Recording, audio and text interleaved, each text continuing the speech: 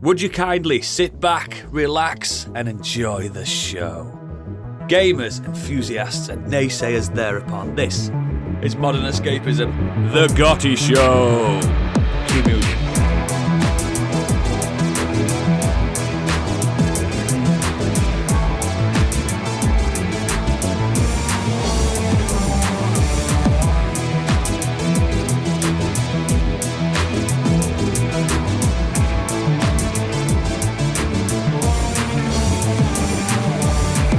Hello players and welcome to the first of our special Best of Month. My name is Oodles and we're starting with a bang, the Game of the Year. Joining me on this voyage, he puts the B in BFG, is Biggie. Haha, what's up? Wait, don't open that door, it's Gadget. Oh, Jill sandwiches all over the place. WASD, she's the girl for me, it's Candy. Hello. And he was really enjoying podcasting, but then he took an arrow to the knee. It's Stig. Yeah, but I grew an awesome moustache. Doing it. It's a side effect from taking an arrow to the knee. Becoming a man finally. Puberty has finally hit. It's the cop moustache that he needs to be a white run guard. Mm.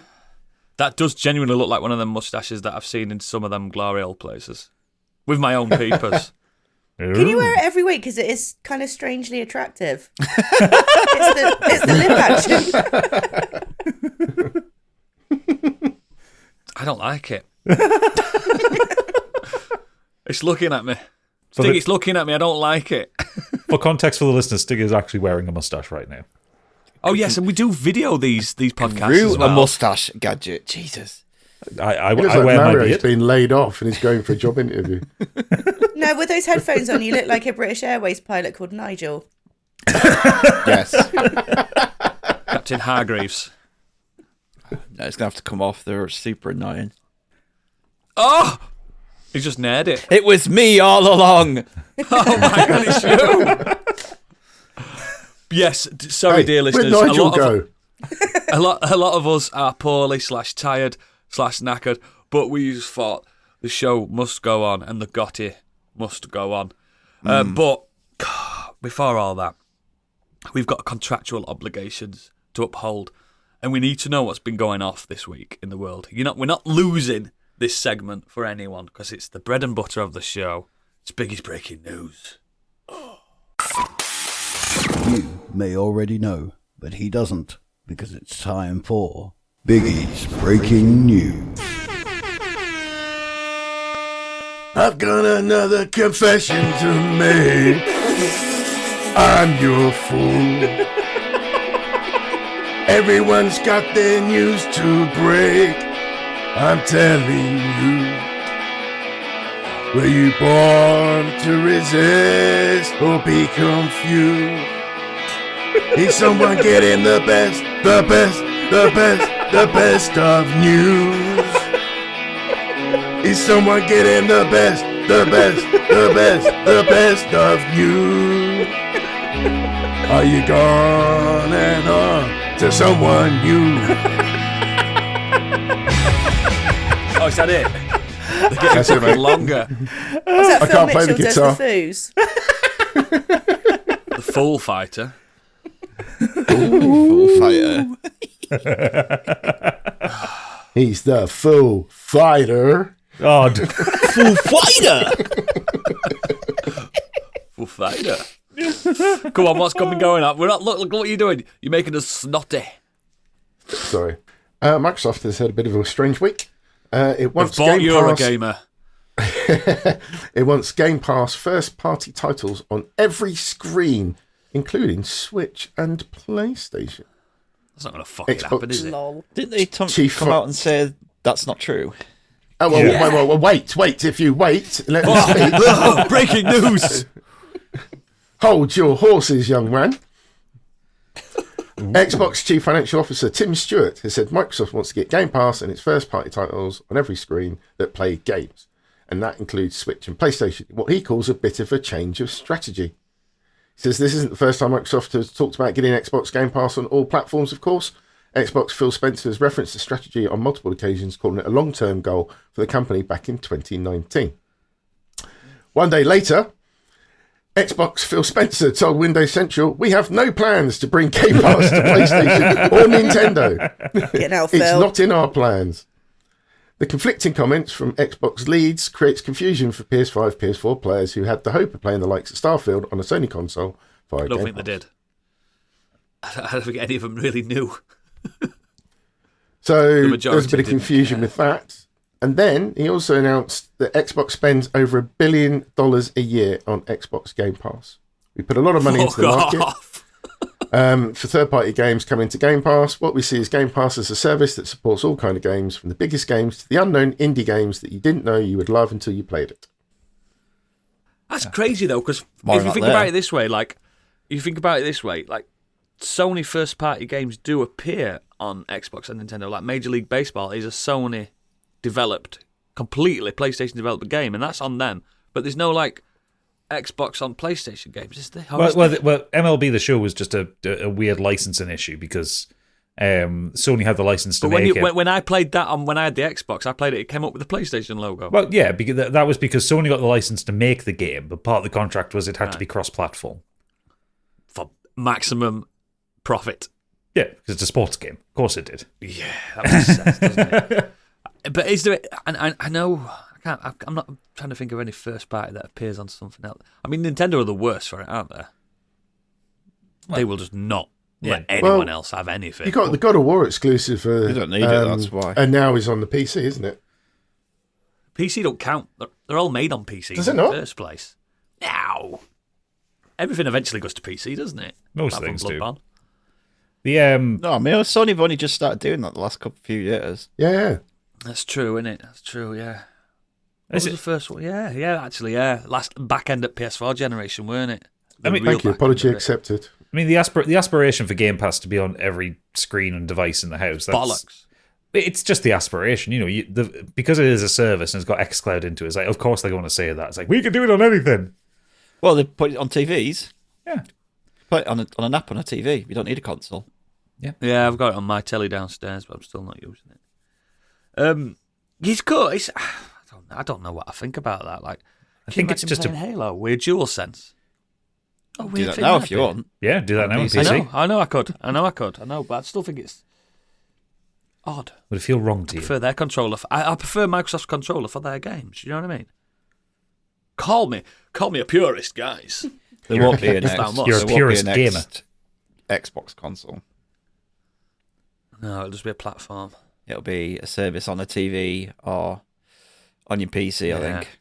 Yeah, probably, mate. Our little handheld gaming PC things like you've got, all over them. Yeah, you're probably right, mate. It would be. Especially spending $1 billion a fucking year on it. It would just be nice if they put a Game Pass app into Steam.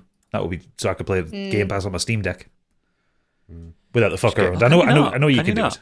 You can do it, but you need like Get a handheld that Which is does it, official, Gadget, I'm like a saying. proper way. like an official proper way. Do you I can. work for that other company, Stig? I Do can. you work for that? I can. You work Just for saying. I'm just saying. I can. Zeus. And You work Just for saying. him. Just saying. I I can. think it And as I said last week, buy me one and I'll play Game Pass games on it. Secret Santa soon, mate. You might get one. You never know. Yeah, didn't put a cap on it this year. Well, In fact, whoever's sending mine's not fucking sent it. I can tell you that much. Ooh, rude. Haven't turned up yet. It's right. I don't want anything anyway, guys. Don't worry. Next. Well, still related to Xbox, you can now play your Xbox game on a limited edition Yorkshire Tea Xbox controller. That's Now we're right. talking. That's right. This is the shit we £150 need. only. This Worth all it. came about because Pop eArts controller design extraordinaire tweeted to show a design that they'd come up with. Apparently Xbox really liked it, the followers really liked it, and quite a lot of other people did. And then they had a bunch of Zoom meetings, and apparently it turned into a pipe dream, into an actual thing. You can hold it in your real human hands, they say. Could you imagine drinking any other tea, Stick? It's not just Xbox control as well. You can get a DualSense. What? Yeah, you can get a Yorkshire Tea DualSense. Oh, I didn't know that. I saw the Well, fucking am then. news. I'm gonna get one Candy, what tea do you drink? I'm not much of a tea drinker, but it's PG Yeah, of tips course for not. me. PG tips if I have to. Yeah, PG tips tips. all the way. Is that a Southerner thing? I think so. It's the one with the monks. What is Wankers. Oh, yeah, I remember that one. That were a good advert, wine. actually. On a morning. Yeah. In a tea mug, though. So Yeah, we white don't know. wine in the morning. It's not as strong. I refuse to drink PG tips. They abused animals. They did. Yeah, they did. You took part in animal abuse drinking your PG tips. For shame. Yeah. No animal was hurt in the creation of Yorkshire tea. And then when they stopped abusing those animals, they abused the rest of us by getting Johnny Vegas to advertise them. Oh, with a monkey. Monkey. Oh, God. What was the one with the little guys in the hats? Was that Yorkshire tea? Tetley's. They all look like. That was Tetley's. Oh, it's Tetley, was it? They all look like Phil Collins. Yeah. Who drinks Tetley? Anyone? Nobody drinks Tetley. No one drinks Tetley, do they? They need to bring those little guys back. Are they still going? I haven't seen Tetley for a long time, to be honest. Yeah. Tetley tea. That's not Tetley tea. It's fucking Yorkshire tea. I bet Tetley's. Bet the guys in the hats are dead now, That's though. like middle of the country tea in it, Tetley's. Yeah. Probably Birmingham or something like that. I love it. I love a little drink of Tetley's. I bloody love it. It's right nice. Whereas Next. every time you two make a cup of tea, you've got fucking Sean Bean coming around screaming, holding a sword. Absolutely. He stirs the fucking You spoon see for him? us. Every time you do it, he just stares looking through the window going, "Bastard!" So he sticks his thumb up. He sticks his thumb up and goes, "Go on, lad. Go on, lad." And then someone drives by and kills him. Yeah. I've literally been in. I've literally Like a when I clone. worked in I've worked in offices and I've worked in offices, and you know when you go do a tea tray run, and people have gone, and I've gone like, "There's no Yorkshire tea bags left," and they're like, "Fuck it then, we're not having one." We're not having one. I've literally it's centre of Leeds, and they go, "We're not having one." More tea chat next time. Next. Ubisoft have released tea bag. No. Ubisoft, I love this title actually. This is the full headline. You know, let me spill my drink then, dickhead. This is the full headline from PC Gamer.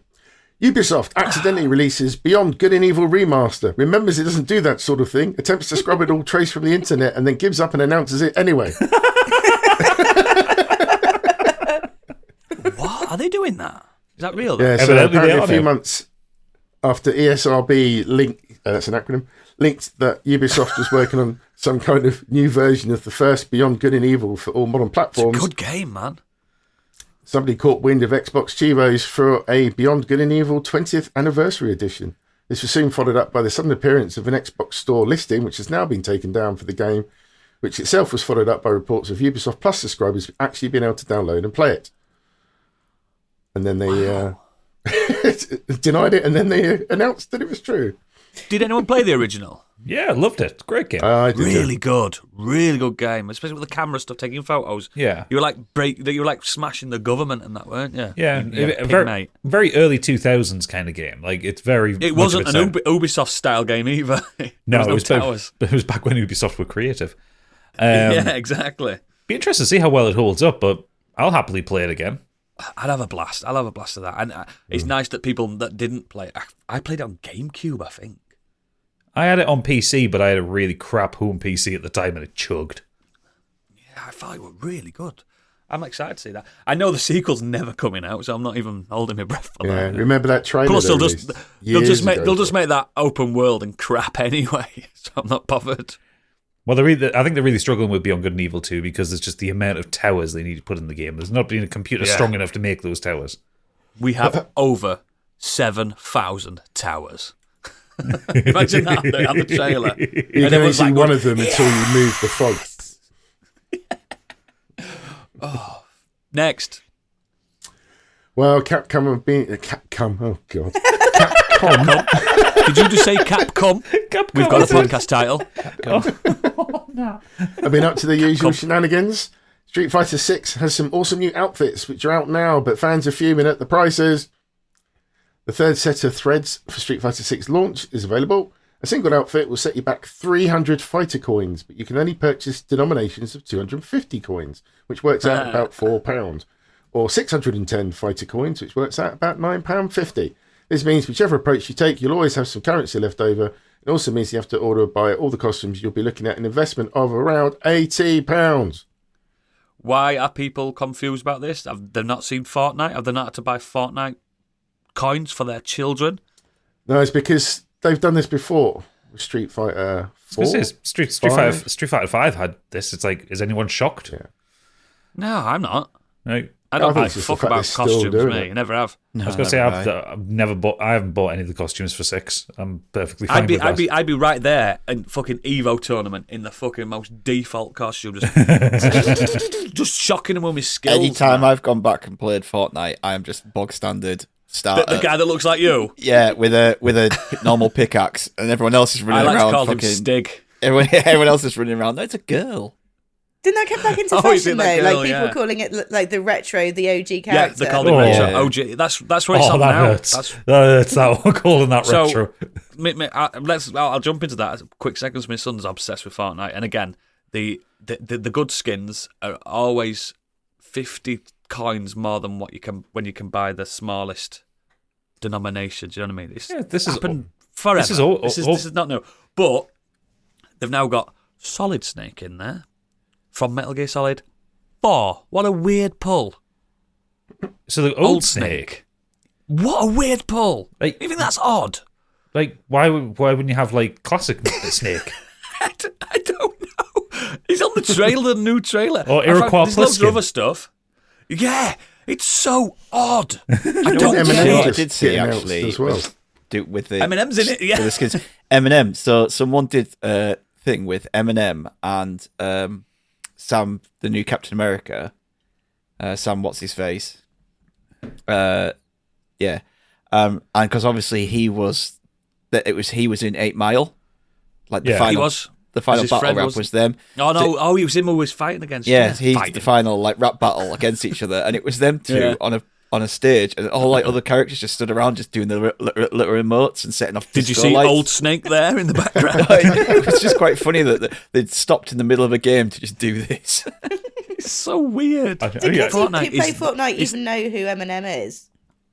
My Yeah, son they all bought hate him. My son bought him the actual skin. He went, I've got Eminem. And I went, tell me an Eminem song. He went, no idea. Gen Z hate Eminem. They try and Yeah, they cancel don't him like all the time, and every time they do Yeah. it, I just laugh. Did you hear can't this see. lyric he put in there? It's like, yeah, we Yeah. know, we know. We were there. It's Yeah, no, it's- it is it's a classic weird Solid world. Snake. It's not Old Snake. There is an Old Snake, though, because he showed me. Oh, because I just looked up and it said, yeah, it's Solid Snake. Anyway, point of Looks this is, don't waste your money on fucking Skins. skins. It doesn't do anything for the gameplay at all. It's just for your eyes. remember To when you me, used to get 'em- you buying used to be able to buying unlock 'em skins by is the just playing same the thing as game. that. It's Good the same days. thing as that fucking myth about naked Lara Croft. Why would you bother? That's what buying skins is. It's the modern day version of that cheat. That Because never there were existed. some big old square titties. Don't buy skins. Unlock skins in games. Fair enough. Enjoy it. You No, don't if you've unlocked it. They don't allow you to do that these days. No, they don't. No, they don't. They used to on Rocket League. Remember back in the day? Yeah. Nice. Do you remember like Tekken, where like you encouraged Yeah, to play you- the you game unlock. with you were encouraged to play the arcade with every single character because Yeah. it unlocked another character. Even Yeah, the so Street unlockables, Fighter. even the unlockables unlocked new characters. Street Fighter's never had as many characters as Tekken did. No. Street Fighter like splits its characters up, doesn't it, in different games? Yeah, Like, take your alpha Tekken characters 3, and stuff. Tekken 4, like the roster's insane. Massive roster. Yeah. Next. Well, speaking of Capcom, they revealed more Resident Evil remakes are on the way after the successes they've seen so far. And They confirmed plans. in other continue words, the water trend. is wet. Although they did stop short Stop? of announcing. Stop that. Stopped short of announcing which Resident Evil game is next in line for the remake treatment. I mean, but we it's assume five. it would be 5. Oh, Code think. It's Veronica. got to be 5. Code Veronica's the black sheep, isn't it, in a way? I mean, if they were going, I think if they were going. I mean, not to be that guy, but I think 5's also the black sheep as well. for different And reasons. 6 for different reasons, for very different reasons. Yeah, I think if they're remaking 5, they need to change a lot with that. Like four workers. Just everything. Make it good. Well, make it less racist. It's the racism. Yeah. It's the racism. Make it less white man shooting up entire African nation. Tribes.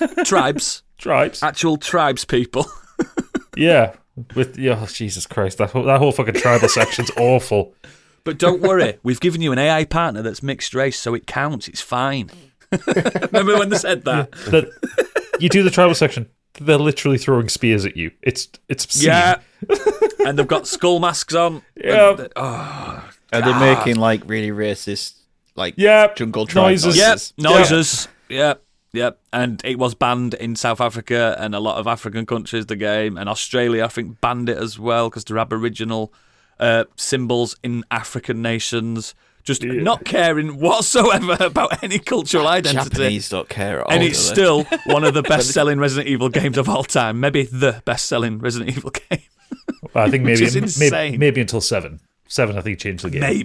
Maybe. But it was extremely successful in America for obvious reasons. I think it'd be Code Veronica. I mean, Code Veronica would be good because that's the old. That's canonical. That's canonical, and that one again would be served well with more of a remake like they did with 2, where they did change some things around and kind of still shifted static around. Camera angles in it. Yeah, because like 4 just cut a few things out but it was basically exactly the same game as the original version of 4. It's not much different. Could be 0. Oh, please no, that's fucking terrible. No that one really wants 0 though, and 0 looks nice still.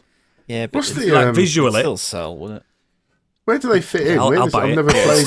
Exactly. I've never played Code Veronica or 0. Where do they fit in? Don't play So- Code Veronica so- until they remake it. 0 happens about 6 hours before 1. 1. Right. So it basically tells the story of how Rebecca Chambers gets to the mansion to meet Chris. But And it Code also, Veronica's the sequel to 2 and 1. Code Veronica happens. 3 is not the actual third one. Yeah, Code Veronica happens a bit after weird. 3. It's like after Raccoon Yeah. City's been destroyed. Yeah. I started playing Code Veronica. Virtually unplayable. It's I unplayable. got halfway and then I cancelled my Steam Deck off to get a button get fixed, so I just lost it all. But that Mate, guy, you can lock yourself out of that game, can't you, Gadget? Yeah, You can, I did that. Soft can lock really- myself. that guy Always in have that 2 game- saves going on. Always alternating saves. I mean that literally when I play Resident Evil games, I save it in the next one below. Yeah. I never but since 4, they've done the thing where if you need ammo, they'll give you ammo. Not in Code Veronica. No. No, I was fucking struggling. I was running around going, I need health here. I can't But that's the find whole any game. health. That's the whole game. He doesn't do the hints that Resident Evil 2 and 3 did where, I think a boss is coming. Code Veronica just goes, you're in a boss. You've got no items. Boss that's time. Kind of one of the reasons that 4 isn't one of my favourite Resident Evils. Yeah. Yeah, I know what you mean. But yeah, bring it on. I'm probably with Gadget. I think Code Veronica's the one that definitely needs modernising. Code Veronica It's got needs... a good story, and there needs to not be any like gay panic and all that, because there's a lot of that in there as well. Need a much better voice actor for Steve. Oh No, keep the same actor. Hey, babe. Come over here, gorgeous. Oh God, it's fucking horrible, that one. But 5, I think 5, if they were to remake that would need a ground up reconsideration of the concept of it, I think. Maybe not in Africa. I mean, it's fine to have it in Africa, but it needs to be But less. be mindful. Be mindful and like have it less kind of African stereotypes running at you and running through slums What made a it lot. funnier as well, I remember reading an article about what made it funny is we'd not seen Chris since Code Veronica, and in Code Veronica, he's a bit of a twink, innit? Yeah. And then for this shooting the black people game, He's been he on just the becomes this HGH. American muscle band. I hate them all. He changes every game. Oh yeah, Yeah. Chris Redfield's never been the same. I mean, I look like at, current Chris. I like current Chris with his trench coat on. Even his but face. look at him in 7. In 7, he's skinny again, and then in Skinny again. And then in 8, he's got a fucking neck like a brick. The man's on some mad diet. He's on the Boulders. Liver King diet. Boulders. The boulder punch, punching- asshole. Oh, that's so good. But yeah, less of that. This is not a Resident Evil podcast. Or is it? Could Next. be. As a quick one for Oodles, Dragon Quest III HD 2D remake is now being play tested, says series creator. A release could be imminent. I saw the screenshots of this as Looks well. nice, doesn't it? It's just, I want people to play this game because it's the one that really made me really fall in love with that series, and it's got, I think it's the first game I ever cried to, and it was a proper like ROM hack that I played it because it wasn't in English when they came out. You know what I mean? I played it later on in life. Has it ever been released in English? I don't know. I don't, because you can't tell nowadays, can you? Because you can just get anything anywhere. It was my first one. You can get the original re-release on Switch, Right. but that's I don't know, because again, I didn't play these when they first came out. I weren't born, obviously. I'm only a child, but don't say anything, Stig. But yeah, I think three's there for me, like Final Fantasy VII. You know what I mean? Where it's like, oh, this is what could be done with this medium. I think it's very important to play. People forget it because it's ugly. But this is going to change the game, and I'm looking forward to it. But then I've got Dragon Quest Monsters to play as well, haven't I? You do. Mm-hmm. But not 12 yet, because no word from that. No word at all. God, it's tough when your favourite series is the series that comes out every fucking 7 years or whatever. Awful. Next. Over to the world of film and TV, but another one for oodles, I fear. Eric Roth says he just wrote a new film for Denis Villeneuve that is about space and time and is very lonely and certainly about eternity. Many suspect it's Rendezvous with Rama, which follows a team of astronauts going to explore a giant interstellar spaceship hurtling towards the sun. Didn't he say he was going to do this ages ago? Yeah, but it's basically, this is Eric Roth saying that he's written the film. Denis Villeneuve said that his next film after Dune Part 2 will be Rendezvous with Rama. So this means they're definitely in pre-production. I know he said before that it's one of his favourite books because he's got a man of great taste and calibre, as we all know. Well, he describes the project as Arrival on steroids. I mean, that's kind of what I would expect. That's what Arrival copied it, basically. It's kind of what I would expect Denis Villeneuve to do with Rendezvous with Rama. Like, there's a lot you can do with an adaptation of it because, like, in Rendezvous with Rama, like, the story is very light touch. Like, there isn't much of a story. No, there isn't. But it's all about exploring Rama. So it's a lot of descriptions of what it looks like. You could craft a really interesting philosophical story within that space, but then have like mind-blowing visuals. Yeah, you could expand the story, to be honest. And it's not like Arthur C. Clarke's going to do anything, is it? Yeah, you can make it less sexist as well. That would be nice. Yeah, exactly. Villeneuve can write women. So I'm excited to see what he does with it because I enjoyed Rendezvous with Rama. That'll be a cinema trip. Yeah, I think it'll have to. That'll be an IMAX cinema trip. Yeah. People forget that's a series. There's more Rama books, but they're not as good. They really aren't. No, they're not. Taking a break. It's like War of the Worlds sequel. Don't bother. June 2 and June Messiah. I mean, June Messiah is not great. No. No. It's funny that, isn't it? Some book series it rounds the story off, even though it's it does. It rounds the story off for the last few chapters. Yeah. Now it happens for most of the book, and then you get 3 chapters where shit happens. If people are excited, get Rendezvous with Rama read because Gadget read it in an evening. It's not a long book. It wasn't quite an evening, but it was like 2 sessions. I rattled through. It's only about 200 pages long. Yeah, it's a beautiful little booklet. It's old fashioned writing, like Gadget says that they don't know women. They call them dames. It's got this wonderful sci-fi concept where because the men are spacemen and like will like go to different parts of the galaxy. It is lawful to have a wife on every planet or space station. Yeah, so that's all right. You visit your Jupiter wife, visit your Venus wife. You know, because they all age at different times. They all age at different times, at different speeds. It's fucking wild, mental. The dames. I got my Mars dame. I got my Saturn dame. She's good at cooking. She's cooking the meatloaf. What was that ludicrous song? In every area code. Yeah. That's it. That's what we want. It's not cheating if it's in a different area code.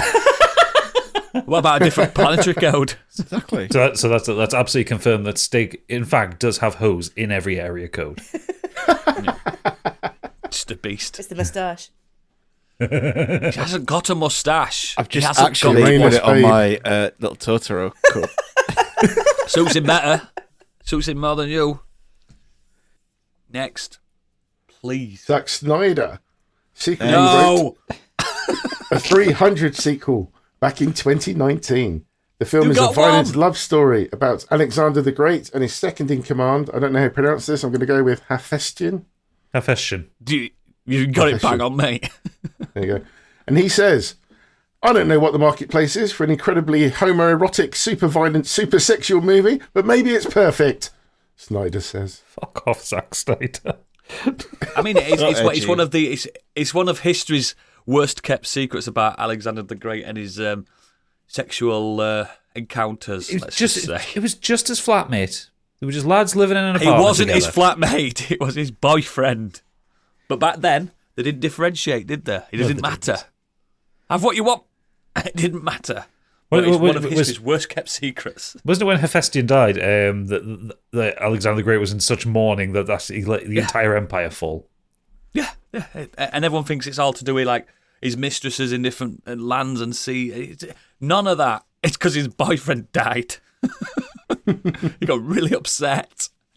God bless him. You know what I mean? Poor lad.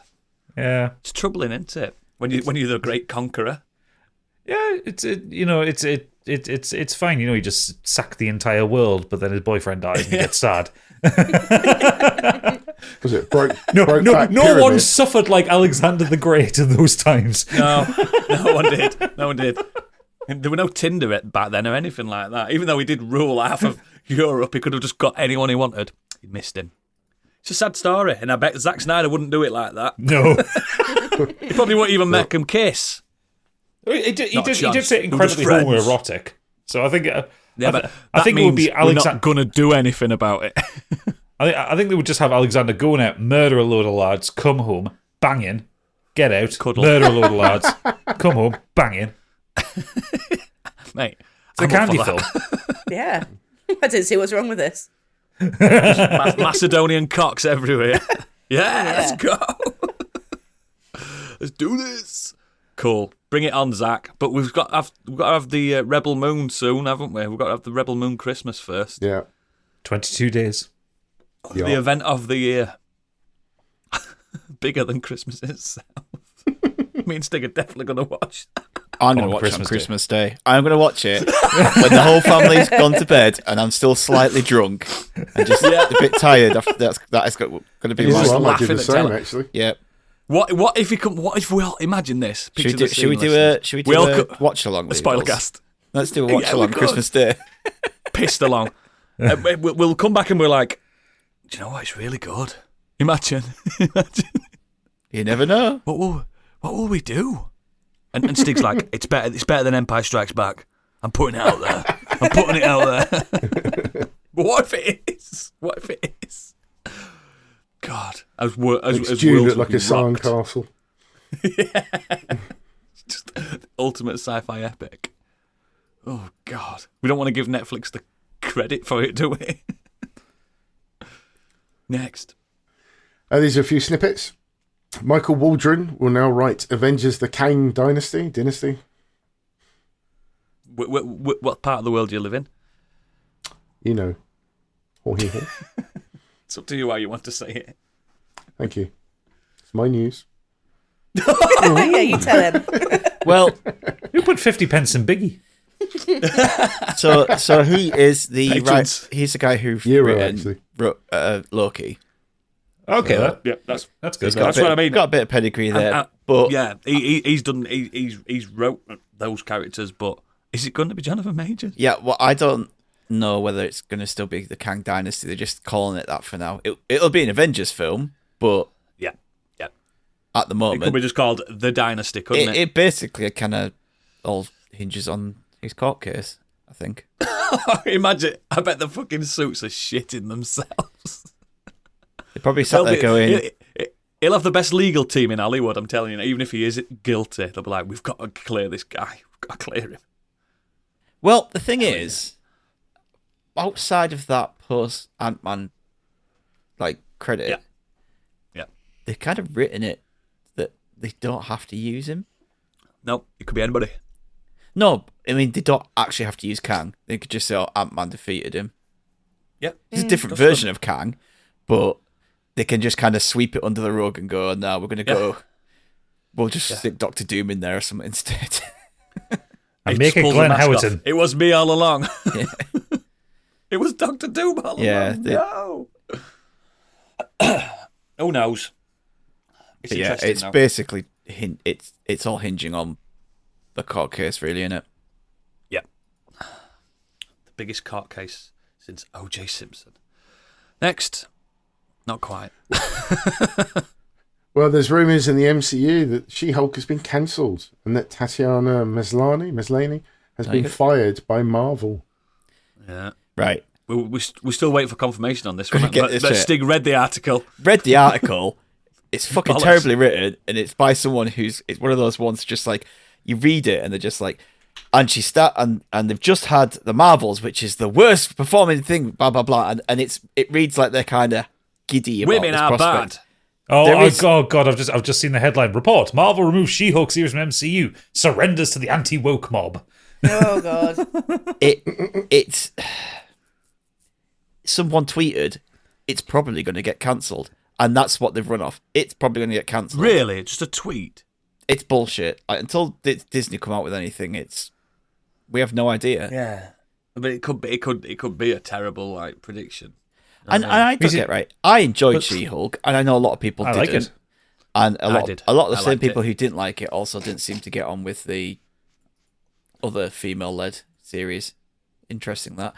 Anyway, by the by, Funny that. Coincidence. if you don't like it, don't fucking watch it. Yeah, What? Is that an option? Doesn't matter, does it? If you did not like She-Hulk season 1 and there's a season 2, you don't have to kick off on Twitter about it. Just don't fucking watch it. Just go, I didn't like season 1. Not going to watch season 2. I didn't like, much to everyone's chagrin, I didn't like the Silo show. I watched 2 episodes. Did I go on Twitter and rant about it? No, just I just didn't. I just said, it's not for me. Yeah, lads." I've given up on TV shows and series and just gone, nah, not into that. You don't have to go Recently, on Twitter and Kurt start- did it with The Wire, didn't he? He was it's not for me, lads. Yeah. Yeah. And everyone's like, sound pal. If No worries.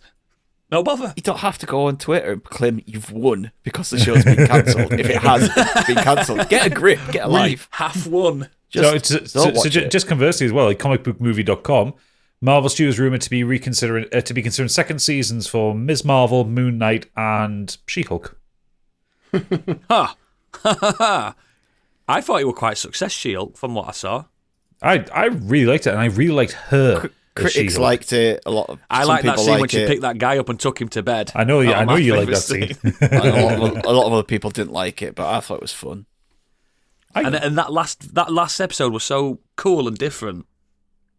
It was fantastic. Ms. Marvel's great. Moon Knight was great. Me and Stig loved all the way through that. That was so mystical and different, weren't it? Mm-hmm.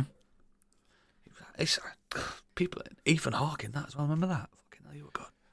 I just did a news search for She-Hulk, and there's so many opinion pieces of why a second season of She-Hulk is a terrible idea.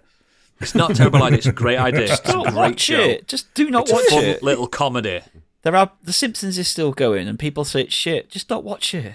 Is Simpsons still going? Yeah. Yeah, it's like I ain't watched that in 10 years. If you I'm got sorry seasons. about it. Don't I was watch talking it. about The Simpsons the other day. Like they can't possibly stop it now because it's an American institution. Like when The Simpsons lot of stops, money, doesn't it? America crumbles. It actually was rumours that they're going to do a second film. Really? Yeah. I did like that movie. I know some people didn't, but I liked it. But yeah, I just whatever.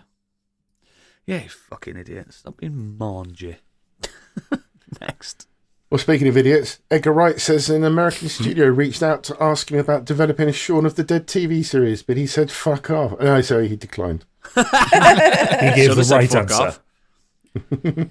That would be a terrible, terrible thing to Why happen. would we need that? Yeah.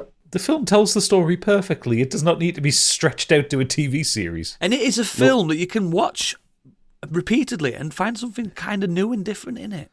There's always something. That's how he does his films. He puts a lot into it, doesn't he? Background things, and There's loads of stuff to his films that is. Shaun of the Dead TV series, fucking hell, man. Clutching at straws now, aren't they? Fucking hell. Stressful. Stressing me this. Well, here's another one. The Boys Mexico spin-off is in the works. Diego Luna and Gael Garcia Bernal will exec produce, but will not star in a major capacity. Gareth Dunnett Alicer, no idea how to pronounce them, who who did the Blue Beetle, will write the series. Into it. I'm not. No, I'm not, because Seth Rogen's not involved. And I'm worried about them just watering it down. Fair. Yeah, it's too much. It's going to be in Spanish as well, isn't it? Apparently. That don't bother me. It might Yeah. be good, but I was just saying as a point. it feels Spanish like speaking. The Boys and Vought was this kind of thing. Anti Marvel, wasn't it? No, And now it's doing exactly it's like what Marvel does. Vought as a company only had this like special group of people, and then Gen V's kind of expanded on that. And now what are we learning that they've got like branches in Mexico, and then we're gonna have one in Britain, Yeah, it and then doesn't one need in it. like Yeah, Japan. because in the actual Boys book and in the show, there was only America had heroes, didn't there? That was the thing. That's why they were the superpower, like, because they all kicked off when there was a Middle Eastern superhero. It was like, what the fuck was a Middle Eastern superhero? Yeah, There was none in London. Yeah, because they there had was none to this whole story about them and eliminate them, wasn't there? Yeah. Only America has heroes. I wonder That was the thing. I wonder if they would spin it off that like people in Mexico got the compound V that Homelander put out and then there. ran back down. Yeah. Yeah. Good done.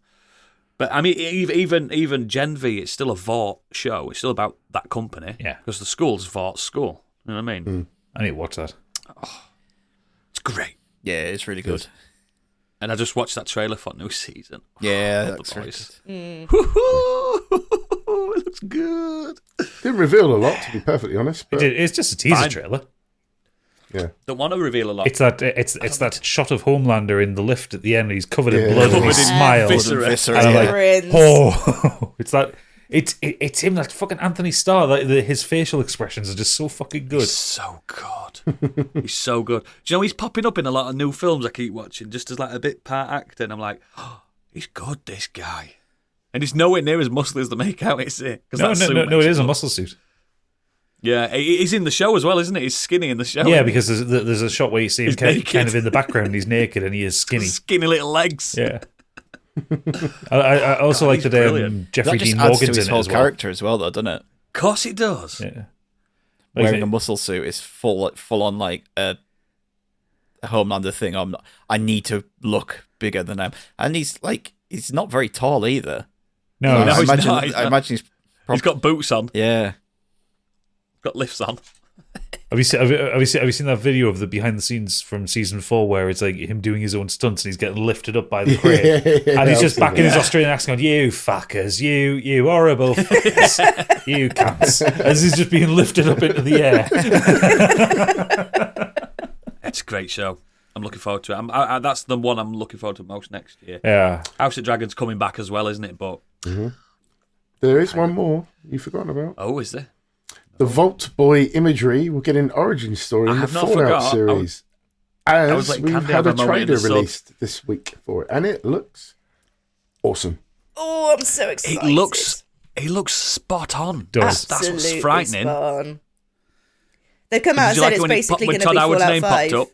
Yeah. Did you like that? Yes, I did. Yeah. Got a little I flutter bet he down liked below. that as well. I bet he liked that as Oh, well. I was bet he like, did, There yeah. I am. There I am. There I am. While he was sniffing a big line of coke in a fucking strip club. That's me. Big T. Big T. It looks good. It looks good. It looks absolutely It spot on. The tone is the spot on. power suits, everything. Walton Goggins is just again being the best thing he's in when he's in it. He's always the best thing in it. That fucking sequence in the trailer where it's like Goggins' character just kind of walks into an area and it's like he's got VATS and he's like shooting Yeah. everybody. And it's just like Yeah. it's like oh yeah, I'm feeling this. He looks so much want cooler people- as the ghoul than he does in his like human form as well. Yeah. His So, human form. so much cooler. He's just great, and I'm glad they've got him in it because he's gonna proper elevate. I think he's going to be the fan favorite character because I don't think he's not a baddie, is he? He looks like he's going to be the main character's companion. Yeah. And the dog's just constantly eating Dog meat. Yeah. So apparently it's set 15 years after Fallout 4. Goggins, cool with that. Goggins' character, the way he looks, reminds me of Hancock from Fallout 4. Yeah, Hancock, for sure. Yeah, the guy in the military jacket. Yeah, the mayor. Yeah, the mayor. That's it looks great. The weapons look spot on. Didn't he turn out to be the guy that? It wasn't one of the ghouls, the guy that tried to sell you the vault insurance. Yes. Yeah. He's still got the vault seat, still got the jacket and the hat on. Yes. He didn't get a place in the vault himself. But he survived it. And they live forever, don't they, ghouls? Like thousands of years. Yeah. I really liked there's establishing shots of inside the vault. Like they've got the look of the inside of the vault absolutely right. Yeah. Like because when you're outside the vault, you can just have a ruined world in the desert, and that's how the games look. But it's like all the iconic stuff and the way things look. Like the vault suits look great. The inside of the vault looks fantastic. The vertibirds and the power armor, it all looks banging. The costumes as Costume well. design is great. Spot on. Yeah, spot on. Like they did a side by side. I think they're going to be spoiled. The fans on this, they're going to be really spoiled because I think it could be an absolutely smashing show. They've definitely put the money into it. A YouTuber called Juicehead did a side by side comparison of inside one of the vaults in. I think it was a vault from Fallout 4 next to a shot, because it's got that opening shot and it's looking down the vault corridor. Yeah. And it's exactly the same. Even the minutiae down to every nut and bolt is exactly the same as it is in the game. It's absolutely spot on. Yeah. It's going to be good. Yeah, but it's got a female lead, so it's gone woke. Boo! Not interested. I'm not even joking. That's already happened. I know. And she's not even waspy, is she? She's like mixed race character. Oh, they're fuming. Yeah. They're fuming. Too woke for us. Cancel it. I've had enough. Sick of it. Well, next. Speaking of which, over to the Swift report. Taylor Swift will earn over $100 million from Spotify this year. The most any artist on the platform's all the time. history. To wind you up.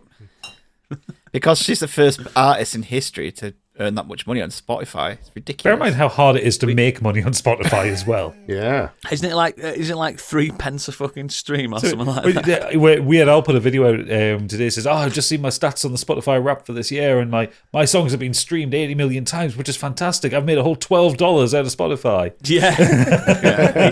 I know it's really small, isn't it? Really small cut. It's something like 0.05 of a cent per play or something like that. Yeah. Well, that's it. Yeah, but she's done it now. Like, she doesn't have a record label. It's all like under her own name now. But what's going to happen, Stig, when her and when she goes into a final form player boyfriend? No, when her and a football player boyfriend split up, and then they have to close down the NFL completely after that. I just have to close it down. Fuck about the NFL. She'll just write another banging album, won't she? And destroy an institution as well, because they could just shake it off.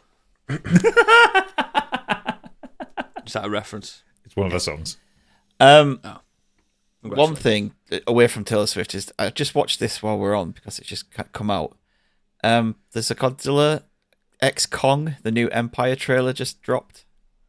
Why is everything dropping? What's going on? There are lots of trailers this week. There was a Halo one as well. Halo. Godzilla now has pink spikes on his back, and he did in a few other Japanese. And Kong he's gone woke as well. He's gay now. Kong has a big mechanical glove gauntlet thing. And he's had that. And there appears to be a lot of more Kongs. There's a lot of what? There's a lot of apes. No. There's no more Kongs. There's a lot of Kongs in the center of the earth, I think. Well, yeah, because listen to this, though. Godzilla vs Kong did go to that center of the earth stuff. It did, didn't it? Into the Kong Mountain. Godzilla vs Kong was shite. Wait, wow. And the heads will explode when it happens as well. Wait while the internet finds out that Godzilla is female. What are they going to do? What are they going to do when they find that out? Well, they did that in the Matthew Broderick one. Yeah. They've probably forgot, though. They've forgot. People didn't care back then. She'll eat eggs. Bring out Godzuki. Oh, Godzilla's always been a female. Godzuki, yeah, eggs. You always say him though. I know. It's a weird one, isn't it? I think it's the name. It just sounds maybe Kong's more masculine. Going to propose to her at the end. They're going to have a beautiful lizard monkey Kongzilla, babies. Yeah. That's awesome. Yeah, it looks shit. The new one, Godzilla -1 though, that's getting awesome reviews. Rave reviews. I'm gonna go see that. Yeah, same. I'm really excited. That's it's the same guys who did Shin Godzilla, isn't it? It's their next one. It's the prequel one. So Shin Godzilla's so good. Next. Finally, over to the weird world web and the gimp that keeps on giving. Twitter owner Elon Musk tells departing advertisers to go fuck yourself in baffling on-stage interview. This advertising boycott is going to kill the company. Let's see how Earth responds to that. Oh, God. As in the planet. We all know he's an alien. I just want one Elon Musk free day. Why do I also have to see his stupid face wherever I turn? Do you follow him on Twitter? No. I'm barely on Twitter. Blocked him. Oh, that's a power move, that Stig. No, because I just didn't want him popping up on my fucking feed. That's you off to the gulag. I closed my Twitter account down. Yeah, Stig blocked Tom on MySpace. He blocked Facebook guy. Zuckerberg. The alien guy. Zuckerberg. Actually, when you did sign up it blocks all the leads. I'm pretty sure when Facebook first started, you could add Zuckerberg as your friend. At the beginning of it all. Everyone had Tom on MySpace, though, didn't they? Yeah. I didn't have MySpace. So the thing with this particular news story, because Elon Musk says a lot of really stupid things generally because he's a fucking idiot. Mm-hmm. This was at the New York Times Deal Book Summit, which is a fucking big deal. The entire audience is like top level journalists, professionals. Yeah, these are professionals, and he's being interviewed by Aaron Ross Sorkin, who was one of the editors of the New York Times. Yeah, and so the question that he's putting was because he said something really anti-Semitic about the conflict in the Middle East. Of course, he did. And then he'd gone on a apology tour to Israel or something like that, and then come back. And so that's what Aaron Ross Sorkin is looking at. It's like, all these advertisers are leaving you, and this trip that you've been on, it looks like a bit of a PR tour. And that's when he says, "Oh no, the advertising boycott is going to kill the company. The advertisers are leaving. go fuck yourself." And it's stone silence. He's expecting that he's going to get laughs and cheers. Yeah, but they didn't. Nah. The problem is, he's saying that in a room where every single person in that room could destroy him. That's the point. They are top-level journalists. They can destroy someone's career in an instant. He is a fucking idiot. You can have all the money in the world. If you lose that influence, you're doomed. You've gone. You're obsolete. You're just a rich guy. Does anyone know the Sultan of Brunei's first name? Nope. No. It's just a rich guy, stupid rich. Just, do you know what I mean? He's going to be one of them. He's going to fall from infamy. He's just going to disappear. So the advertisers have left. They're also big advertisers. Like BBC have stopped advertising with them. The UK government have stopped advertising with them. The EU has stopped advertising. The entire fucking EU government. You mean a continent? I'm pretty sure the European Union. Amazon, Disney, and a lot of big, Amazon, Disney have gone off. Blizzard, Microsoft, Sony have gone off. Yeah. Sony. I think Earth has responded.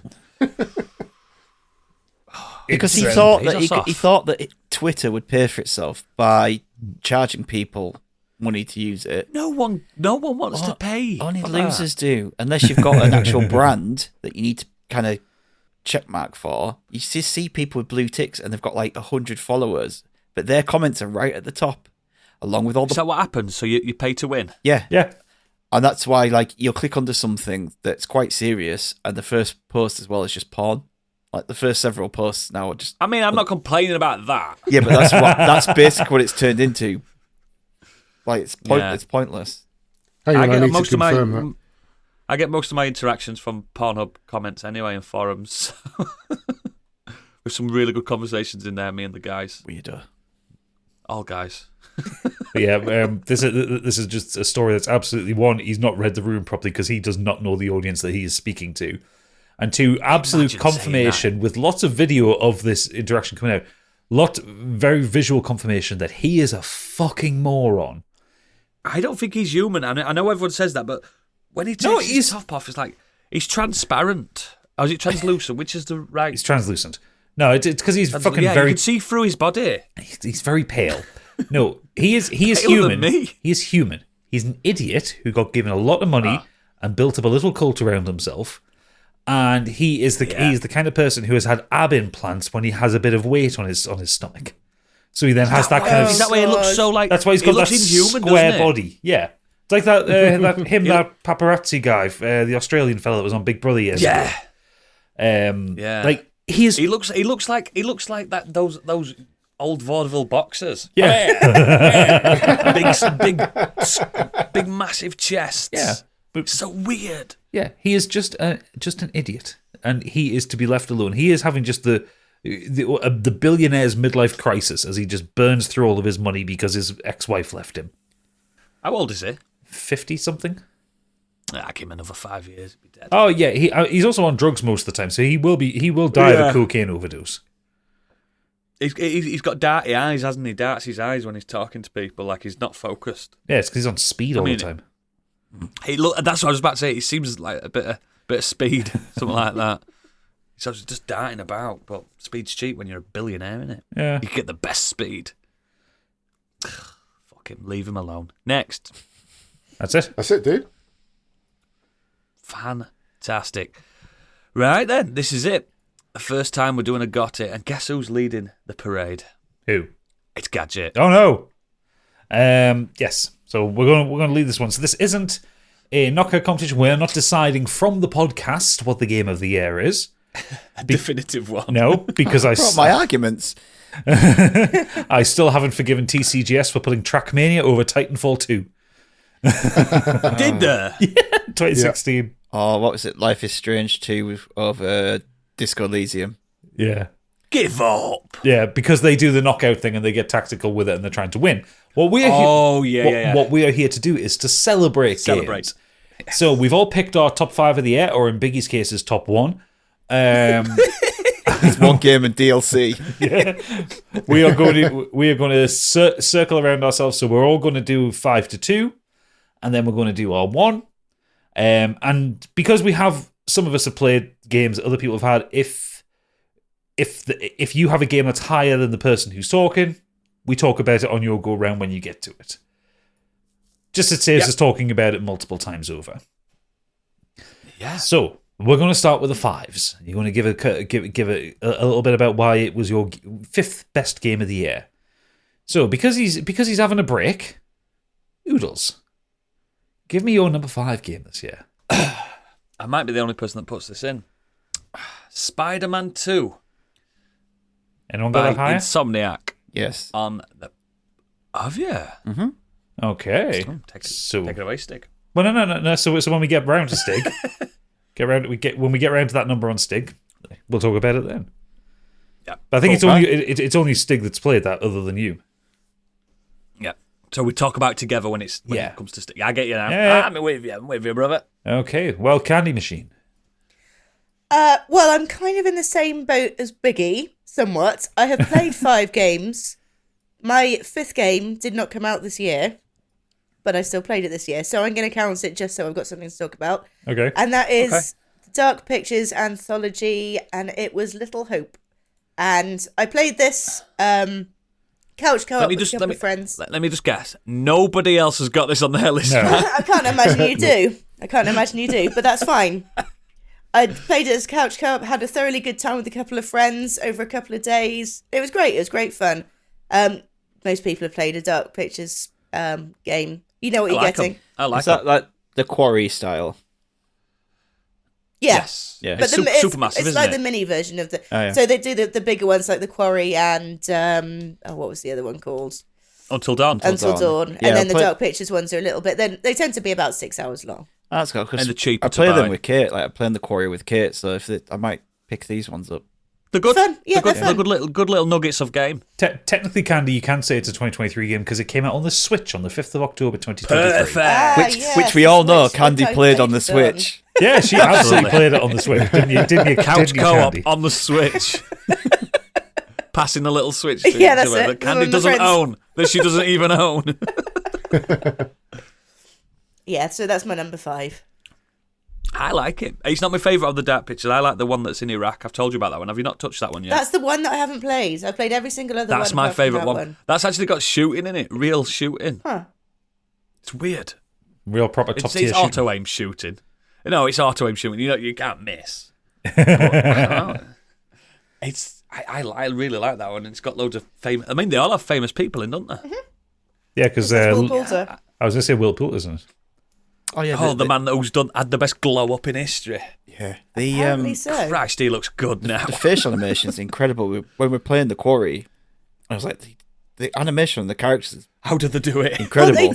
And then you look at 90% of the time, yes, and then there'll be a really odd one with a mouth that just goes kind of awry. But other than that, it's spot on. Until Dawn was like that. Had really good facial animation. I remember there was one, I think it was Hayden Panettiere was screaming or something, and her face just went like that, and it just like didn't look Rami good. Malek's eyes popping out of his head. Have you not seen that glitch? I mean, that's His eyes just, pop that's out just his Rami head. Malek, isn't it? He's got big eyes, but they just proper came out yeah, out of the character model. it was just That was a game we played with shots. Every time someone died, if you were in control of a character, you had to do a shot. It was great fun.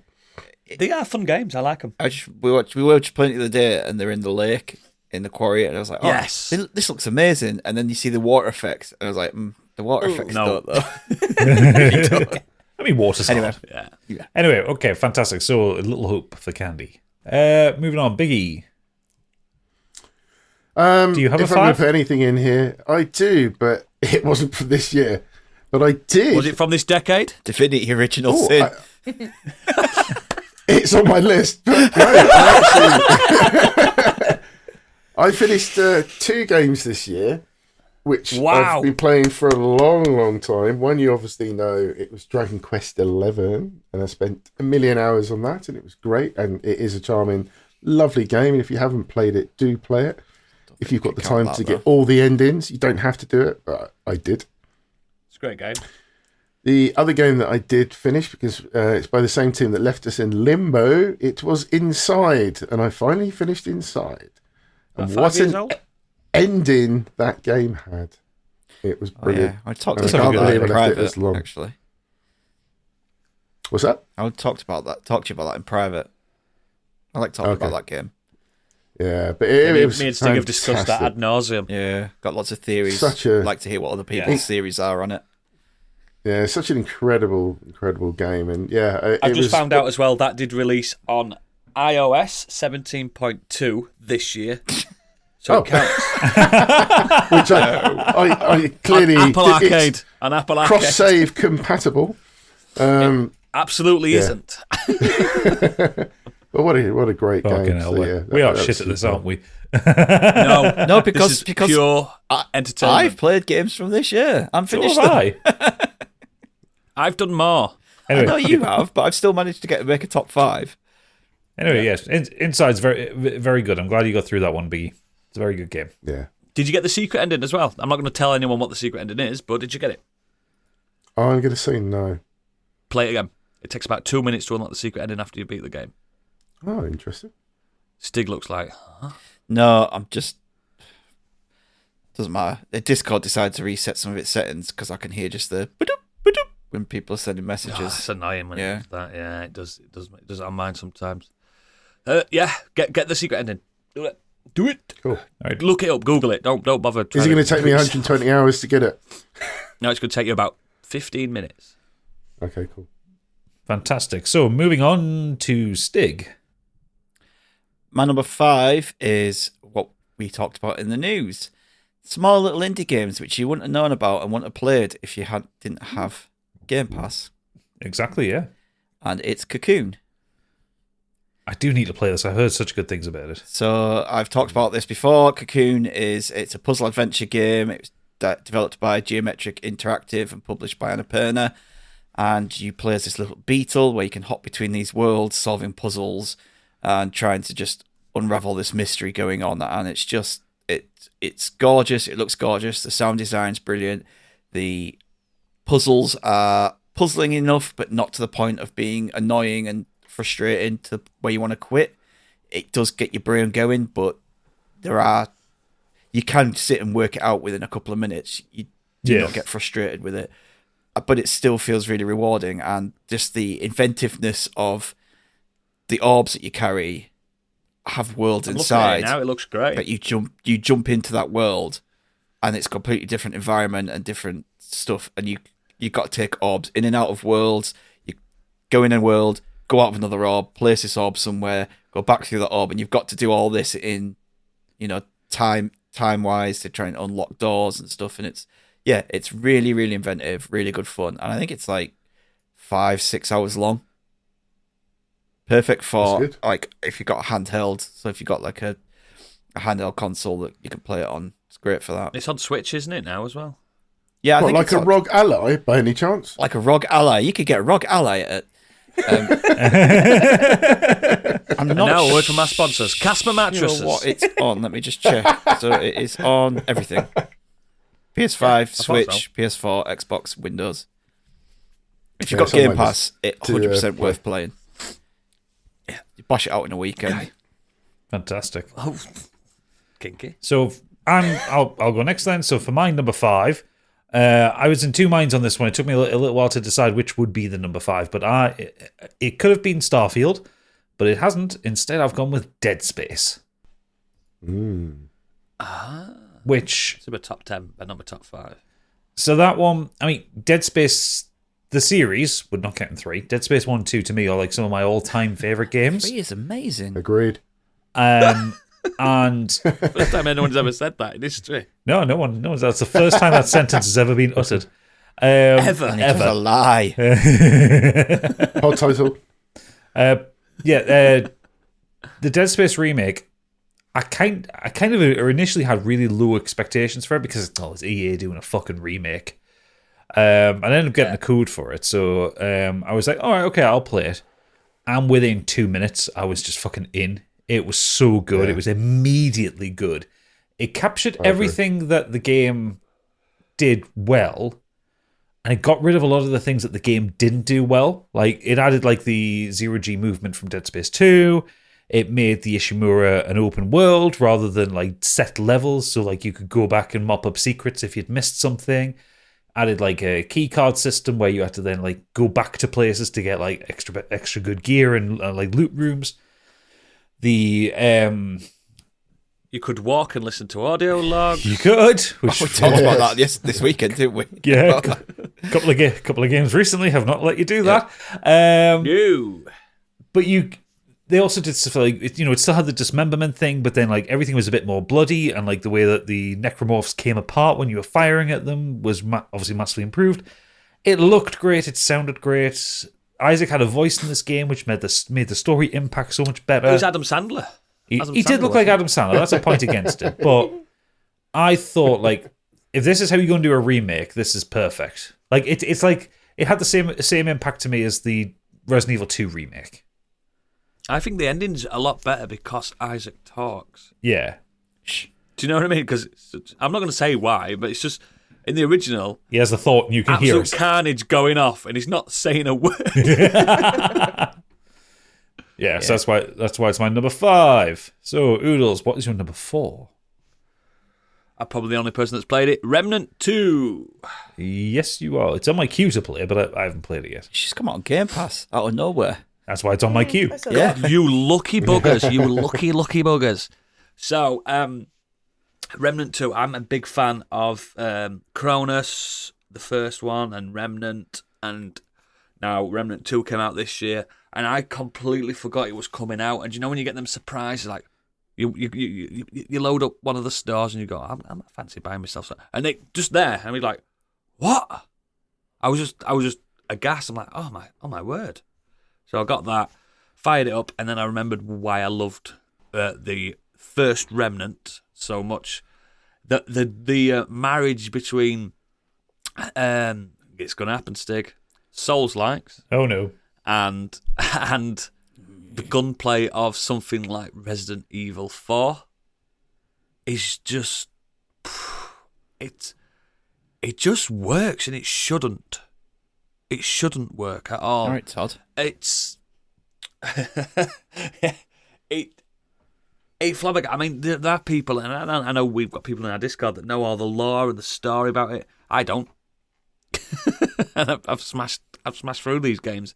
I don't know what's going off, but what I do know is I'm enjoying every second of it. Yeah. When I'm there, And that's co-op. You can play co-op, right?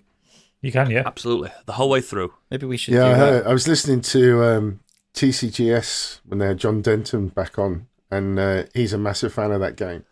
And he was Well, it's got talking taste. about how incredible the co-op for it apparently is, because if you drop in and out of each other's games, like going to help your mate in their game, the world is completely different. There's like several different procedurally generated areas. Generated, yeah. You'll all And see he different says, like, bosses. Yeah, and he can't believe how they've pulled that off, and how no I one don't else know has how pretty they've much done it. done that before. So, Like the game isn't the prettiest looking game. The game itself looks like it could run on a PS4. You know what I mean? It doesn't look incredible. It's not like the Demon Souls remake. Do you know what I mean? It's not like, oh wow, look at this. But there's something it's very Dungeons and Dragons, but like modern, like with guns, because it's all about build types and coming back and resting and making sure you're well equipped for the new area you're in. Do you know, like when we play Scorched Sheep. Yeah. There's a lot of stat management, but it's really simple stat management. But it's one of those games where a point on a single stat can make a difference. Right. Remember when we were playing Bloodborne when it first came out and no one knew anything about it, and we were putting points in things we had no idea what it meant. Yeah. Wasting points.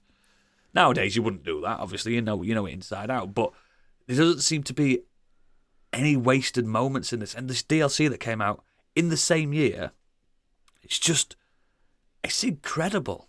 It's incredible. It's a game that, like, it's definitely double A. It's not triple A. But I've always been a big fan of some double A's. You know what I mean? One of my favourite games ever is Mad Max. No one's ever said that. I did buy that on the But Steam sale. it's so fucking good.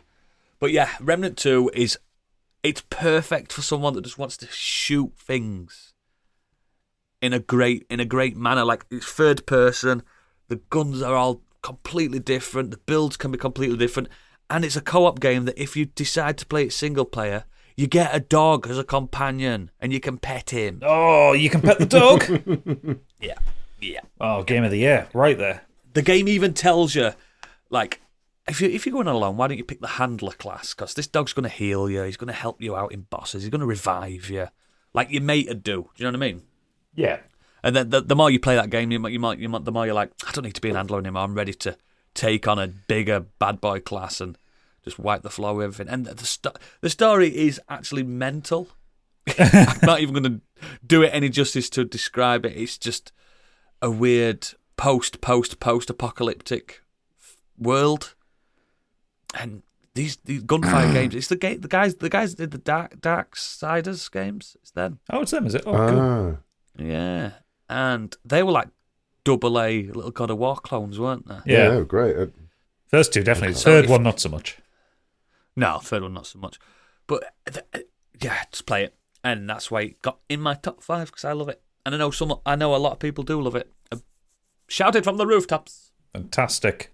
All right, Candy, what is your number 4? My number 4 is a little game called Hogwarts Legacy. A game I forgot that was this year. that was this year. It was like January or something. I think it was even later February. than that. Yeah. February. Yeah, a RPG that just kind of came out of nowhere and delighted all that played it. It took Hogwarts that you know and love and expanded it, and the amount of time, like, it didn't need to have, it could have just have been Hogwarts, the castle, and you just run around in it, and that's all you would have needed to be happy. But it actually expanded it, and it added so many systems to the game. You could raise your fantastic beast. There's RPG elements. The wand fighting was more like a sword fight in ways. Yeah, it Really was. enjoyed it much more than I was expecting. It's as an open world RPG, it's not the best, but it's kind of, it's if it's your first steps into an RPG, it's very great. simple, isn't it? It's very With the simple, but mechanics. it's it needs to appeal to a younger audience as well as seasoned Harry Potter fans. And it was so much fun to play, and I think it just, no one really had that many expectations for it. Like, there was not a great deal of hype around it. And it came out and surprised everyone, I think. It's because the trailers they kept showing us looked like a phone game. Yeah, there was a lot of... Then it came out, and then it was like, oh shit, this is Bully 2. Do you know what I mean? This is good. I need to go back to that when I've finished everything, because I if you recall, I've got that game, and I read up where spoilers are for the film, and I can't continue where I am. Right.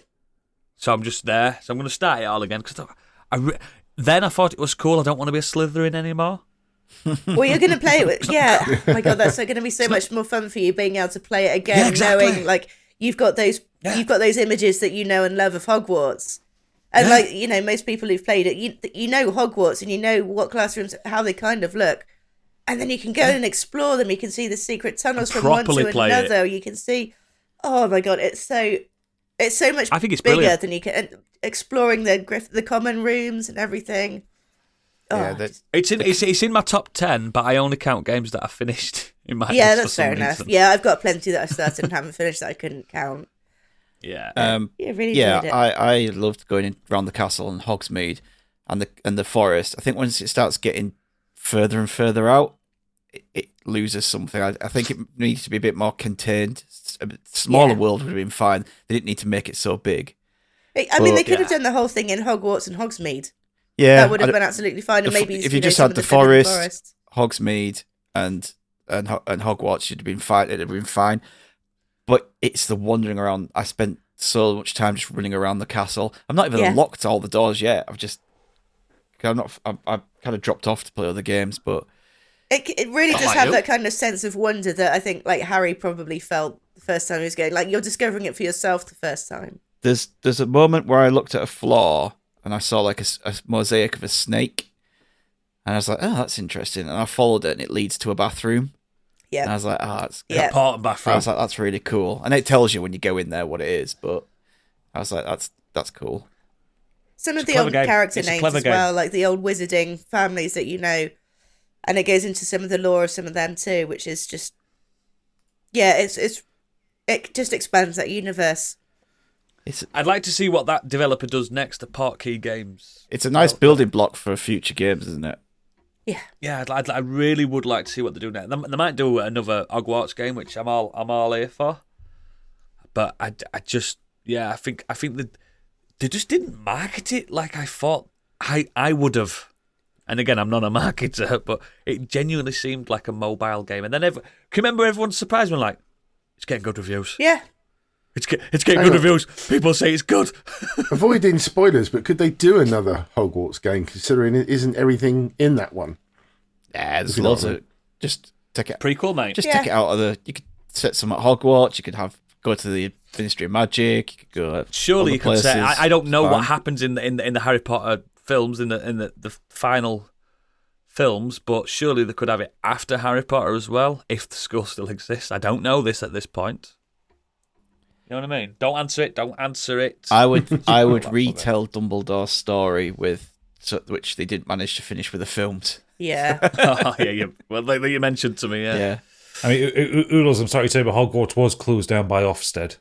Yeah, because all the dangerous stuff, like they weren't looking after them Trolls kids properly. in the bathroom. Oh yeah, that's a big markdown on an Ofsted exam. Anyway, they just change people's memories. This school seems unsafe. Now. Obliterate. Anyway, Biggie, number 4. Stig alluded to it already. Just a very quick nod to Divinity Original Sin. I haven't finished it, but I almost have.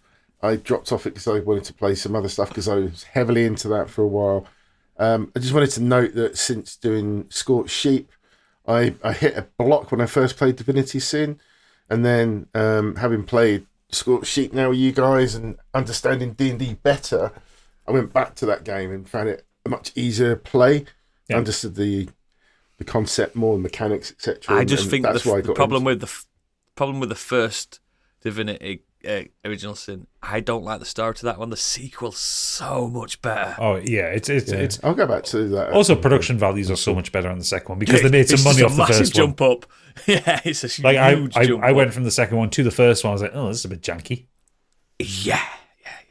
But no, I was on do it the other way around. So It's great. Yeah, I'm They're sure great games, though. There is a better one, though. There is a better Yeah, one. I'm sure there's more from the Larian Studios later. I think they'll do well. I think they'll do well, those guys. Okay, well, yeah, because that's a several years old game. We'll not count that in your Game of the Year list for 2023. Just being honest. I know. Stig, what's your number 4? Spider-Man 2. Woo! Let's go. Spider-Man 2 is my number 4 game of the year. It's the sequel to Spider-Man and Miles Morales, bringing both of those games together in a next-gen update. And this is next-gen. The city feels more alive. The swinging and combat feels more attuned and better. The mechanics, the way that you kind of flip between the abilities and everything just feels better. Obviously, the city is bigger, but that isn't. I never felt that was an issue. Like, you don't feel like No, I never did. Takes you too long to get around the city. Swinging around is still so much fun, but now they obviously added a wingsuit in there as well, so you can fly around and you can kind of get into wind tunnels and slipstreams and that. You can get from one end of the map to the other just by using your wingsuits. There's a trophy for that. Yeah, there is. Yeah, Stig knows his first platinum. My first platinum ever. Hey! My first ever platinum, because it's basically one of those games where you can platinum it by playing it, and then you're left with like a couple of things to mop up at the end. The thing is, you'll always remember your first. It's like losing your virginity, mate. That's popped your cherry with Spider-Man 2. So it'll always be in your heart forever. But yeah, I just thought mine was Demon's Souls. Oh, God. That one must have been brutal. Was. This one is the story. It kind of takes place afterwards, after Miles Morales. So you can control both Peter and Miles. You can skip between them both. There is a overall kind of arching story involving Kraven and the symbiote, and it just kind of pulls it all together in a really nice Spider-Man-esque story. It's got the right amount of emotion and goofiness and action, and there's a real cool thing involving the symbiote later, which I won't spoil, but I never actually knew that was in the game until it happened. I didn't. And this is incredible. I had a fucking grin right up to me. I was like, yes! It's really fucking good. If you like Spider-Man 1 and like Miles Morales, which I did, like, this is just an upgrade on both of those. Yeah, I think it's going to be my Christmas game. Perfect for Christmas. I'll jump on that because it was my number 5 as well. But I reviewed it the other week, and I still stand by what I say. And I know people don't agree with me because I'm not as cool. Well, I'm not as cool as them. But I think it is the best superhero game ever made. It's a toss up between that and Arkham City. I think this is better. Genuine. I think it's refined. It's perfect. It's well paced. It's not too long. It knows the characters. It does everything it needs to do. It's fun. I smiled. It's rare I'm smiling when I'm playing games because I play horrendous games that just crush your soul. And I just smiled all the way through it. And when it wrapped, and I got me platinum as well, just little cherry on the top. And it's just, I was like, that experience at not full price as well. Neither me or Stig paid full price for that game. It cost me £8 by the time I bought it and traded it in. Yes. Neither of us paid full. So it was even tastier because we beat the system. And I think it's going to be a tough bar to hit to be a better superhero game than that. It is the best superhero game I've ever played, and I've played them all. It has some really good side missions as well, some really like emotional side missions. And bar like maybe 2, they're much better than the first Spider-Man game as well. Yeah, there's a few shit-uns. But yeah, it's everything about it. The city feels more alive. There's more cars. There's more people. There's more stuff going on. Fantastic. Great game. Play it. My number 4, going from one game that made Oodles smile to one game that made me smile a lot, my number 4 is Hi-Fi Rush. I have that higher. Oh, fantastic. Then we'll get to that in a minute then. So, number 3's Oodles. Number 3, Armored Core 6. That is my number 3 as well, actually. Oh, we did it, boy! We did it! So, this game came out, and I was very excited to play it. It came out between everything else coming out. It was a good couple of months when that came out. Yeah, you didn't play it as soon as I did you? No, I know. You were doing something else. No, I got it on release day, And then you sent it to me or something like that? I started playing it on PS5 and I didn't get on with it, so I sent you my copy. And then I, after that, played it on PC. You went back to it? Yeah, because you enjoyed the bigger widescreen, didn't you? Yeah, and this game is a love letter to anyone that loves otaku style, just culture in general. But it does it without being weeby, which is often the trappings of this kind of game. It's a From Software game. It is not a Souls game in any way, shape, or form. The DNA for how it tells its story is there, but is not. It is a level-based game, similar to, I've said it before to Gadget, it plays like Ace Combat 6 to me, which is another game from Capcom that's sensational and very Japanese. It is a mech game. It is a third-person mech game. It is a mech builder. It is a mech fighter. It is a mech arena game. It is, in fact, it is the best mech game ever made. I can say, hands down. I can see that. So, like, I know you enjoyed it because you are a fan of the series. You played pretty much all of them. All of them. I haven't played an Armored Core game since the first one on the PlayStation. The toughest one. The toughest one. And I beat that one. I beat 9 Ball. I suffered for my art. Yeah, remember, guys, that game had petrol. That game, you ran out of petrol on that game. and that was before DualShocks came out. So to look up and down, you had to use the shoulder buttons, which is it's all fun and games when enemies are flying around you. I played that one as well. Jeez. Yeah. But I think a lot of people played Armored Core 1 because they did it as a budget title, didn't they? When they first started. Well, it was also on one of those. It was on the demo disc that you got with the PlayStation. Demo disc, yeah, it was. Armored Core 6 is very different to it. They've clearly learned a lot of lessons from the Soulsborne series. It is a very fast game. From what I've seen with commentary online, it's much faster than even 4 and 4 Answer, which were the fastest ones previously. Yeah, they were super fast. But it's definitely faster. This is a spectacle combat fighter where you have to engage with the mechanics. You have to. It's basically like playing like a Tekken or a Street Fighter. If you want to be good at it, I was about to say that the bosses are like a Tekken bout. But there is so much spectacle to it. Like the first time you fight Baltius, which is like he's the end of Chapter 1 boss. He's the brick wall. He's like a skill gate for players, and he has this kind of ring of like rocket launchers around him, and it's just like a phalanx of missiles come out of it, and it looks spectacular. And then you get to like the end of Chapter 3, and you're fighting the the ice worm, which is this massive machine and it's a bit of a puzzle fight, but it's got the best sound design and the best characterization because you've got allies with that one, and they're all arguing with each other.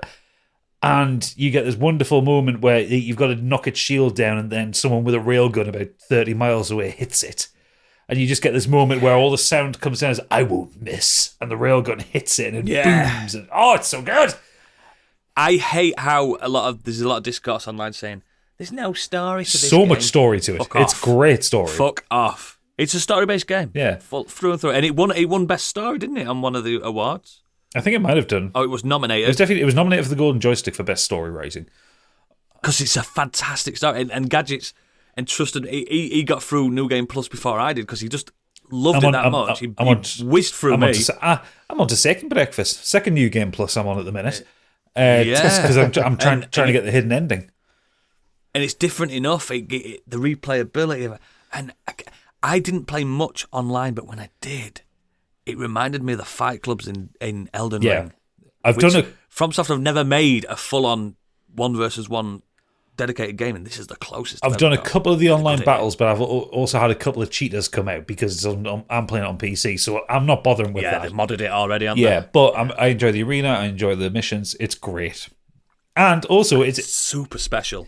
Weird enough, even though it's a high-skill game, the muscle memory stays with me, so like I'm dipping in and out every couple of weeks or so, just do a couple of missions. I am, and I can pick up the controller and be great at it still. So that is my number 3, as well as yours, Oodles, and I think it is a very special game that not everybody will like. It's a niche game. No, you can't recommend it to everyone, can you? But you can recommend it to certain people, and it's perfect for them. So, yes, absolutely. Candy. On to number 3. number 3 for me, to no one's surprise, is Starfield. And Starfield. Starfield's a By game. the way, just a disclaimer: Starfield's my number 9 in my top 10. I really enjoyed it. It's my 8. But yeah, good game, but not top 5.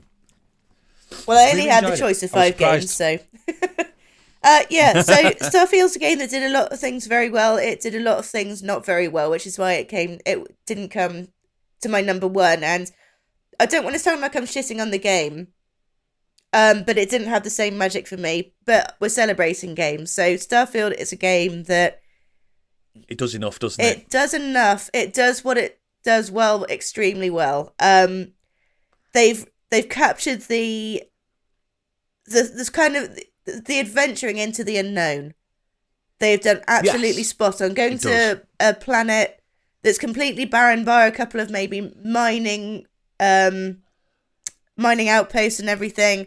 That's great. The story is probably one of the best, or one of the better Bethesda Game Studio stories, I would say. I just finished it this week for this very reason, because I knew you'd bring it up, and I was really surprised with that ending. I really liked it. I was surprised with the ending, in that they did the new game plus in quite an interesting way. Yes. But I've run out of Game Pass again now, so So it's good.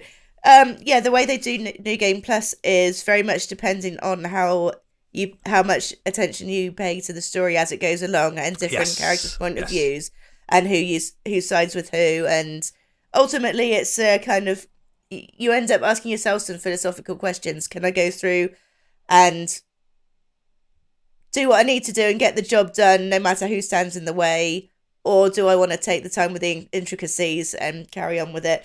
I thought the shooting was great. I thought the lore was great. It had one level that I just absolutely loved, in that it was more like Event Horizon than any other big Bethesda Game Studios. do you see? Oh yeah, I think I did that one. That was a really good level. That It's part of the main story, so yeah, you would have done it towards the end. Yeah, no Sam Neill in it to put you off. Exactly, Do much you better, see? much better. I did have the problem with it every time I was fighting the Terramorphs. It was just at the time that meme came out on TikTok, so all I was thinking was, "Can I pet that dog?" Every time I saw the Terramorphs, which kind of ruins the impact of them slightly, I would say. But Yeah. Did you play any of this, Stig? Did you play any Starfield at the end? Have you not touched it yet? I've not touched it. And I could go on about why it's not my number 1 for me, but like I said, I don't want to. On an episode where we're celebrating games, I want to talk about everything that it did right, and it did do a lot right. It just didn't hit up to the standard that we hoped, I think, is the best way to describe it. Starfield 2 will be a 10 out of 10. Sounds dog shit. I guess just looking at it the same way that Fallout 3 compared to Fallout New Vegas, there's no comparison. I think whatever happens next with Starfield will be a much bigger, better game. Yes. I think Starfield 2, if it happens, and I think we can safely say that it probably will, because it still did extremely well for Bethesda and for Xbox, will be a very different game, because I don't think Todd Howard's going to be directing it. No, he'll be retired into his leather humidor. Exactly. He'll be just a full-on film director by that point. Well, after his visionary director credit for the Fallout franchise, That'll be it. Okay, Be like Neil Druckmann, he'll just go off to TV. but yeah, Starfield, good games. Biggie. This kind of counts. It's Football Manager. Shut up. Football Manager 2023 stroke 2024, because this good game graphics. gets launched near the end of each year, sort of October time. I have been playing Football Manager 23 all through the year, and the new one's just come out as well. Yes, it's Football Manager. It isn't anything much different. Each little tweak so far is just little bits added. One cool feature from 2024, which I forgot to mention actually when I discussed it briefly, was that you could, for the first time, carry on with your save from your previous game. So when the new one came out, I went straight into where I was on 2023 and carried on. All right. But yeah, I mean, it's it's a vanilla game when you get it. It comes into its own once you add all your mods with all of the logos and stuff that aren't licensed in the game, and then crack on with whichever team you want to manage. And it is what it is. Who are you managing? Of course, he's managing Liverpool. Thank you.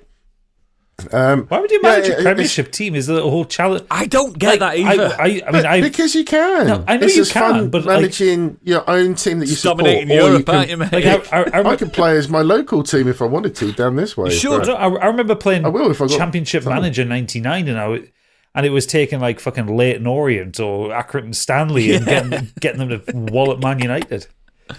Yeah, you can do That's it. the challenge of the game. You've got to make it hard on yourself. Hey, I tell you what, I'm going to play this here new game, right? And I'm going to pick one of the top teams in the world. And he sat there going, "Oh, Mo Salah's scored again. I'm with you, Biggie. Fuck these guys. These fucking sadists who idolise bring in the players to win. You want to see at your club that were never bought. You know, you can do it that way. I mean, I could do it at my club because that would be a challenge to actually stay in the Premiership. Premier League. Oh, wait, Premier League. Premiership rugby. It's not for everybody. I do want to give it one big shout though, because as far as I'm aware, it doesn't have. It must be one of the only proper games out there that doesn't have any competition, because there are ones that you can buy that you can probably pay to win and all that kind of stuff. There are freebies out there that you can play that way. The Soccer Manager 2023 on Android. That's his competition. But there just isn't anything else to play. It's literally, if you're going to play this sort of game, Football Manager is the one. I think I'm only jealous, Biggie, that you're allowed to play it and I'm not. There are reasons why you're not allowed to play it, Oodles, and that's because you don't eat. Because it's crack. Yeah, it's crack. I don't you lose when I weight play that when game. you play it. I mean, it's crack. Fair play to them. Like Sports Interactive have basically created a genre for themselves where they are the big fish. There is no one else nipping the heels because no one can do it as well. Like, they've made the most interesting spreadsheet of all time. Yeah. It genuinely is. It's Excel, the game, isn't it? I can't wait for FIFA to make their own version. Oh, God, imagine that. Destroy it. There is a caveat on that, though, because they have announced that 2025 is being built from the ground up. They're doing something a bit different. Well, yeah, but they haven't said what. They have that built-in experience. They know what they're doing with it. What they're probably doing is upgrading to the latest version of Excel. It'll be a new shade of purple in the background. You want to get the different ribbon across the top, you know? Right. Ticker tape will anymore. be better. Fantastic. Is it 60 frames per second, that game? Ray tracing. Fantastic. Stig, what's your number 3? My number 3 is a game that was announced in June and then came out 4 months later. Super Mario Brothers Wonder! Woohoo! Can you put your moustache back on? Yeah. Not played it. Super Mario Brothers Wonder is a new 2D Mario game, and it's so fucking good and so joyous and so different to every other 2D Mario game that they've ever done. They've just done it again. They've bloody done it again. What can Nintendo do now with a new 2D Mario game? This is what they can do, and it's just. And they'll do it again, though. That's the fucking thing. Those they'll just bastards, keep doing they'll do it again. It has it has a slightly different look and animations. There all these voice acting, all the different power ups you can get. I didn't even talk about this when I reviewed it. So obviously you got the elephant one, but you can get a bubble trap one, which is kind of like flower power, but instead of shooting, it makes you go. No, instead of shooting like fireballs, you shoot bubbles, and it traps enemies into bubbles and turns them into coins. So you could just and you can use bubbles as well to like jump on and whip. Oh right, so you get different. You can find the hidden stuff by doing tactics like that. That's bang on. And there's the drill Mario, so you can turn yourself into a drill and you can drilling everyone. You literally can drill yourself into the floor and you can like burrow along and just like pop out. But it also means that if there's a roof on the level, you can jump into that and you can scurry along on the top of the level and find the warp pipes. Yeah, so there's all that kind of stuff, and it's just this. The more I've played this game obviously a lot more since I talked about it on the pod, but yeah, when you get those wonder seeds, every single level is different. Each level has a minimum of like 2 wonder seeds. You get one at the end when you finish the level, and you've got to find one within the level. And every single one is different. There hasn't been a single time where they've just repeated the crazy goings on that's happening, and it's just so good. Like it's Nintendo. When people say, "How could Nintendo do in Mario Kart 9 after they've done 8 so well?" Or how can they do another 3D Mario after the last few were so good? They're doing Mario Kart 9 as a gritty reboot, aren't they? Because they can, and they always have these fucking amazing ideas. And this is another one. I was watching some of Ryuka's videos on it, because obviously he's the guy to go to for Mario content. And I might pick the game up at some point, but what kind of shone out for me was just the quality of the animations. Like, it's a fucking luxury looking game. Yeah, it looks. How the hell is on that console as well? Yeah, how the hell is the Switch putting that out? Mate, Monster Hunter Rise. That's true, but yeah, it does look really good. And it's also just having a good 2D Mario game that's not Mario Maker nor kind of a retread, because like New Super Mario Brothers is kind of just a retread of old stuff, wasn't it? Yeah, exactly. I think the stuff you got on the Wii and the Wii U was just kind of, it felt like old stuff, but just newer graphics. Whereas this is just something completely new, completely brand new, and it's amazing. Honestly, it's one of the best Mario games I've ever played. Ooh, fantastic! I'm gonna have to pick that up at some point. Right, on to our number 2s, because my number 3 was Armored Core 6. So number 2 for Oodles. Potentially the only indie game on my top 10, actually. If it's classed as indie, I don't know what bloody indie games are anymore now. But it feels indie in my heart. And everyone knows it's coming. Dredge. Dredge is by Black Salt Games. Dredge is my number 6. Dredge is a indie game. Ooh. But Dredge is an indie game. It's Dave the Diver that's not an indie game. I don't know. I've not played that. Maybe I should. But Dredge, it came out at the right time for me. It's everyone knows I've been in hospital this year and stuff like that. I had some things I needed to change in my life, and this game helped massively because I felt lonely. And the game's about loneliness and about being on your own and being isolated and being scared of the dark and being scared of. And if you don't know what it is, it's a fishing game. It's a fucking fishing game. But it's H.P. Lovecraft's fishing simulator. It's the best way to put it. It swept Twitter by storm as well. There were a lot of people going, shit, this is great. It's one of the best Team 17 published games I've played since probably Ukulele 2, which I adored and no one fucking played and should have done. I don't know, there's something really special about it. I played it on PS5 originally, and then I got it on Switch as well.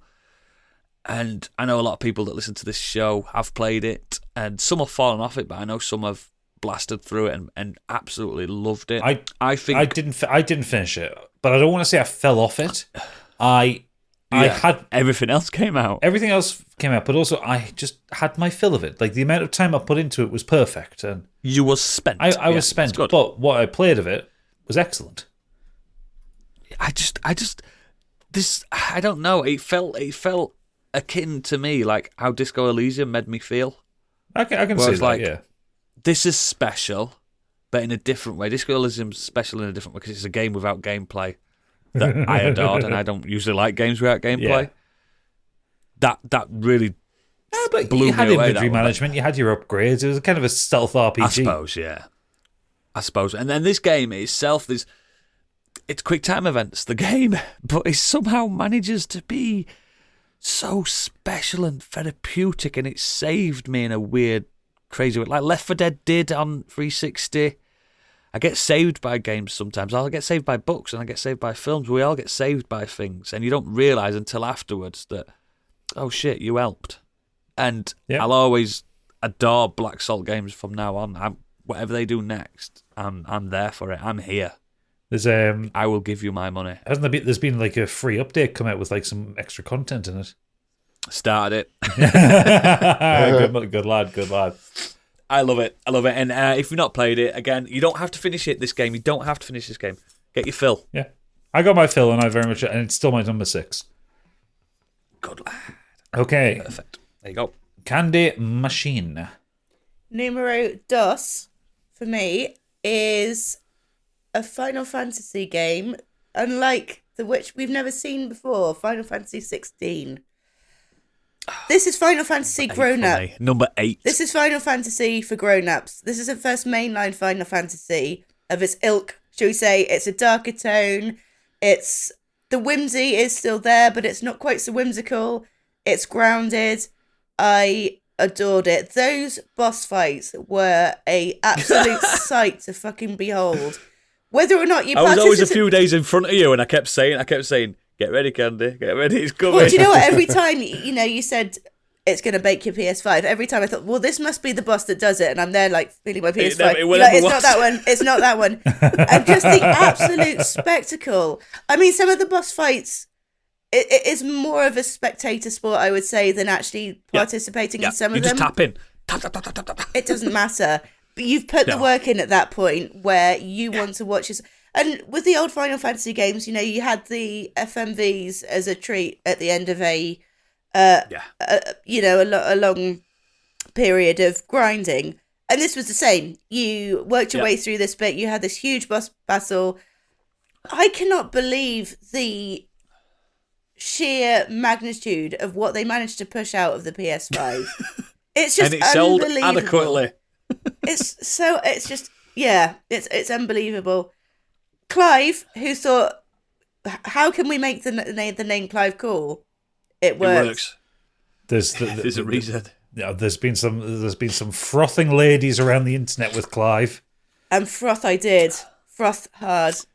He's great. He's up there. He's got a good collarbone. Oh, doesn't he? He's just up there with some of the best characters they've ever had. I think he says fuck a lot, doesn't he? He's not. He does. He's not a misogynist. He's not moody. He's not awkward when he speaks to people. Squall, I'm looking at you. Do you know what I mean? He's not. He doesn't have memory issues like Cloud. Do you know what I mean? That he's just a fully fleshed out character. It's the reboot that the Final Fantasy mainline series needed, and I think it's Square Enix. And we follow him through his life as well, from a boy to a man. Yeah, and Square Enix have pulled their socks up. They've realised that the Final Fantasy crowd have grown up. We were teenagers playing Final Fantasy 7, Final Fantasy 8. We're not teenagers anymore. Times have moved on with RPGs, and this is the game that Square Enix, Final Fantasy has moved along with it. And I can't wait to... I was worried after Final Fantasy... And don't get me wrong, I liked Final Fantasy 15. The boy band one. I enjoyed it. I liked the first 10 hours of it, and then I realised, oh no, there's 30 more hours of this. I'm not doing it. This is it. Oh, this is it. And I can't wait to see where the series is going. I think maybe the one thing it lacked was the really beautiful scenery that some of the games do, but... There's a lot of open fields, wasn't there? Yeah, very sort of damp England feeling weather, but it was... Yeah, definitely. I mean, you cast Finchy from The Office in it, you're going to get damp English weather. He is insane in it. And again, it's not a massive spoiler because he already mentioned this, but he's not in throughout the whole game, but his presence is felt throughout the whole game. Fair enough. In a perfect way that you think, fuck, yeah. And that's how you do characters for a mature audience. Clive's not the avatar of this game. It's not like Cloud is the avatar of the game. You're just controlling Cloud that only goes, not bothered. Because that's what, like kind of said, teenagers were like, I'm not bothered. You're just controlling Clive through his life. We're spectators. Clive is his own character, effectively. Yeah, everyone's their own character, and I hate this when they're saying, "Oh, it's Game of Thrones, Final Fantasy." No, it's not. No, it's more than that. It is absolutely, and you can't say that Game of Thrones is the pioneer of anything. It's very good at what it does. But it's no pioneer, And it's also worth remembering, Final Fantasies 1 through 5 were all swords and boards, dragons fantasy. Yeah, absolutely, mate. It was six when they started putting the robot shit in there. Yeah, it is. Yeah, it is. The combat's great as well. It's real time. It's not turn based. It never will be. Devil May Clive, innit? Devil May Clive. You feel powerful. You can you level up your powers like you would expect. But oh god, I loved it. It was such a surprise. It's really good. I was expecting not that much from it. I think Square Enix games, especially after Forspoken, I didn't hold out much hope, but I forgot about that game existed. So did Square Enix. Yeah, it's made me excited. As a long-term Final Fantasy fan, I've played them all in sequence, in order, whatever. When we got them, obviously in the West, I haven't loved one since 12. That's how long. 12 is so what's good. That? 15 years, longer than 15 years ago now. 10, 12, it was 10 it? for me. 10 was the last 12. one that really resonated. 12 was 2007. End of PS2 era, weren't they? 12, Yeah. and people didn't play 12 because of the PS3 came out and the Xbox 360 came. People just That's right, yeah. And it's one of the best ones, and I haven't loved one since then because 13 came out and just fucking nearly killed the franchise. And 14's a fantastic game now. It wasn't. And but 15 really strained the goodwill of the audience. Yeah, I don't think you can really class 14 as a mainline Final Fantasy game because it's an MMO. Even though it's I don't know, there's some fucking story in that, mate. Pretty fucking special. Yeah, but that we count that one separately. Anyway, times are ticking. Yeah. Final Fantasy 16 Candy's number 2. Biggie, hey, you got a 2023 one. Give us a 2023 game you've played. Please. Just about. So, the reason why I haven't got a 2023 list is because of this game and my number 1 game as well. So, Call of Duty Modern Warfare 2, again, came out late last year, and we have been playing it all year. That doesn't count. So, it does count because it comes out so late. You're playing it through this year. But it came out in October 2022. I could have put Call of Duty 3 in my list. You can't complete that game like that. You have to play it throughout the year because of the seasons. I finished the new one, mate. And that is what is so good about this game, because for the money you pay originally when that game came out, and yes, I did a game share with my friend M. Flem as well, so it was even cheaper for us, but bang for your buck, you got the campaign, which was really good, bar a few little bits, but generally it was really good. The multiplayer is excellent, which is what we played. The DMZ, which was kind of new, that was great fun. Warzone we never really even touched this year, purely because the multiplayer was that good. The seasons were really good, they're fun, the battle pass is so addictive. That's what keeps us going, the banter. Even met up with a friend that we've been playing with all year for the first time. We met in life for the first time, that was really nice. It's just a really good shooter, it really is. Apparently not the new one, but this one was good. Was really, really good. And stick with that one, pal. Stick with that game. Don't bother getting the new one. I've put in pretty much 350 hours this year into Call of Duty, so that is why. My gaming time is limited, so when I do play in the evenings, it's either that or something else, and that is literally it. Fair enough. Game that came out last year. Okay. So end of last year. Stig, what's your number 2? Please be a 2023 game. All of mine are 2023 games. All of mine are. Oh, my games are 2023. Well, that's what we're here for. I mean, when we talk about TV and film next year, I'm not going to be like, I've watched The Sopranos this year. I'm not going to talk about Succession because I could do actually technically. But yeah, you could. You had the last season of it. Yeah, exactly. I could talk about the last series, but anyway. Anyway, your number 2 game, Stig. Hi-Fi Rush. Hi-Fi Rush is a game that dropped on Xbox Game Pass out of nowhere as Shadow dropped. One of the greatest Shadow drops of all time. Xbox Live event or whatever it was, and like, here's a new game. Oh, by the way, you can play it now. What? So it's on Game Pass. Fuck it, let's give it a go. Oh, I finished this. It's so good. It's so much fun. I absolutely loved it. I love the world. I love the colours. I love the sound.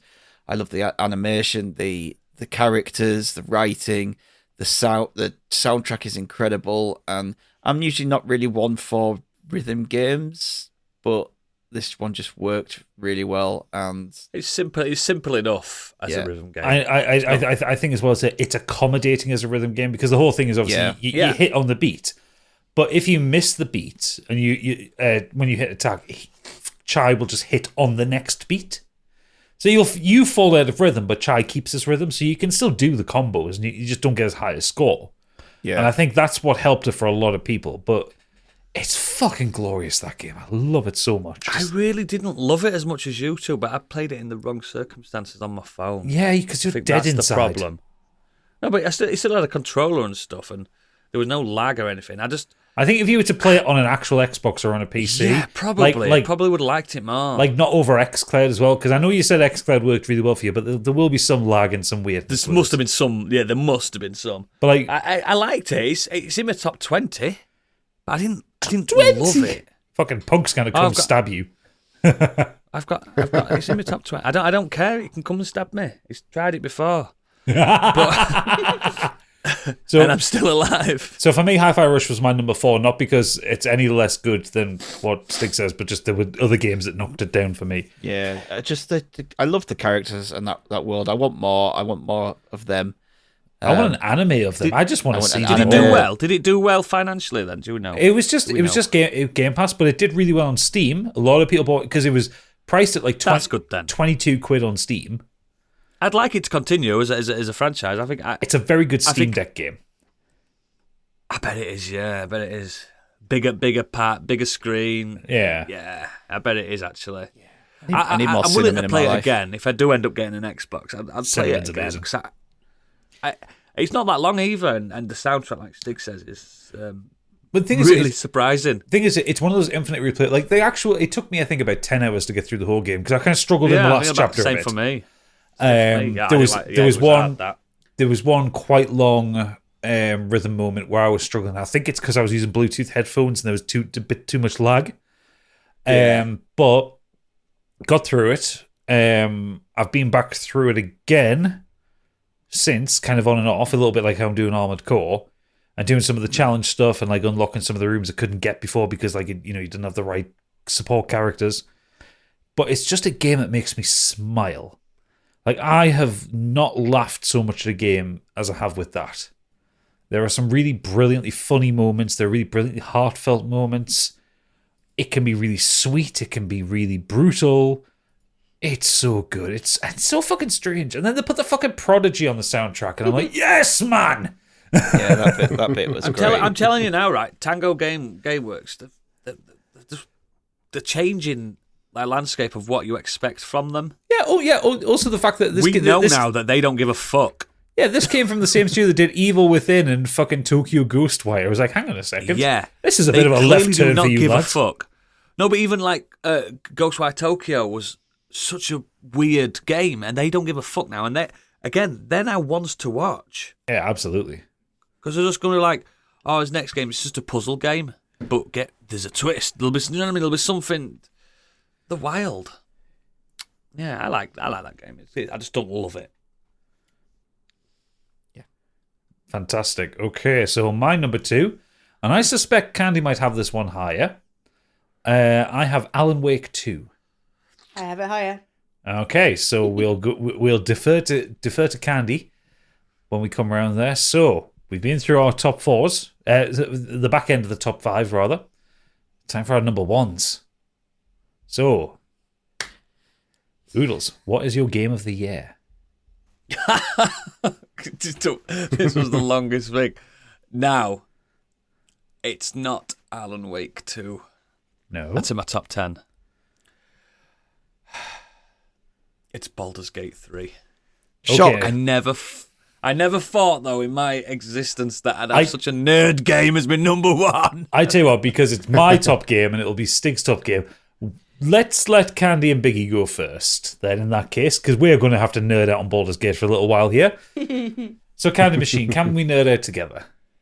Well, yes, as you alluded to, Alan Wake 2 has surprised and delighted me. And I've had to break my own rule because I haven't finished it yet. But by all accounts... It doesn't drop off. No. By all accounts, it does not shit the bed. No, it does not. I loved Alan Wake 1. I loved Control. I had to go back and watch the Alan Wake DLC and the Control DLC. It's great. I know, but I can be bothered to go back and play it. Yeah.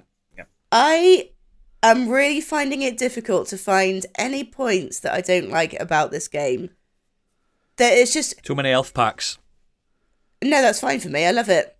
It's just they're so cleverly written. Like Remedy games, I think probably. I can't wait to see what they write next because the writing is so clever and it's so different. And like Gadget said when we were chatting, I would quite happily read an Alan Wake book. Yeah, the thing is though, with Remedy, they have always been clever. Even the first Max Payne game is superbly written. Yeah, the prose in Max Payne is next level. It's because it's all hammy as fuck. because it was deliberately hammy as fuck.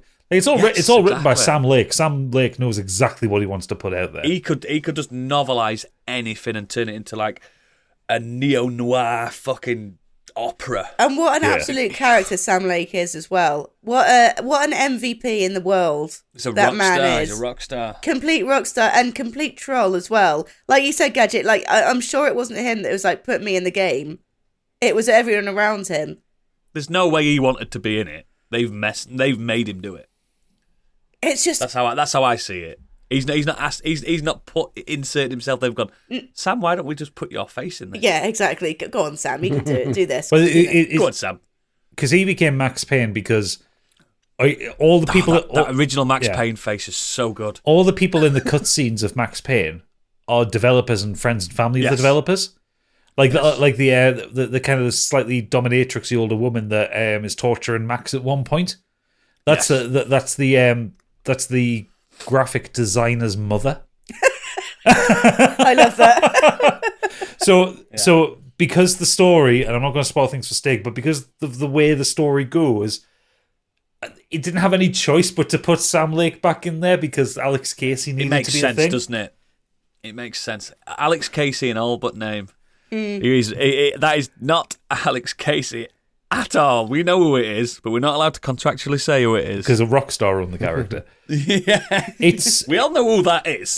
We're not stupid. It's such a clever game. The way the writing wraps around itself, the way it nails everything together. Even just the structure of the game is cleverer than I expected it to be.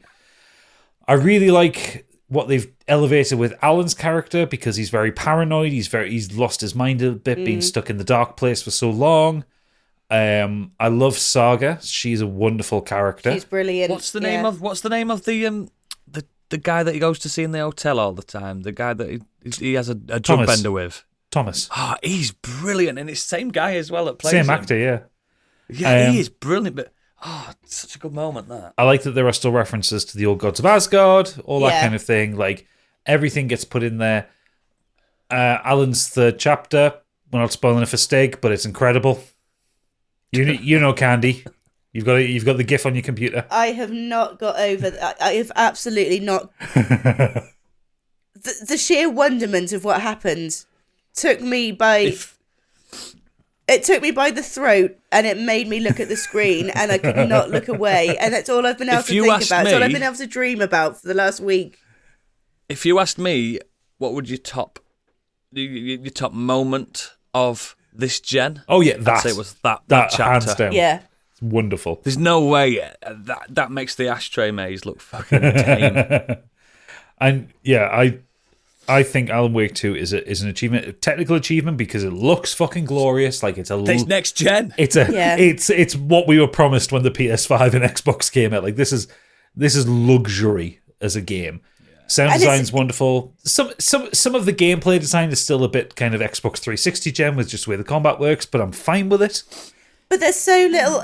It's such an intriguing and engaging game without there even needing to be that much combat. I'd be quite happy to play through the game with just the mystery and intrigue of what's happening. My only complaints with it, and you'll get this kind of as you get a little bit further into it, Candy, there are some slight pacing issues in Saga's middle game. It's not horrendous. It's not enough to like knock it down from being a 10 out of 10, but it's stuff that just makes it not quite perfect for me. Yeah. And there's no fast travel. Have you done Coffee World? Yes. That was so good. Yes, I have. Very Silent Hill.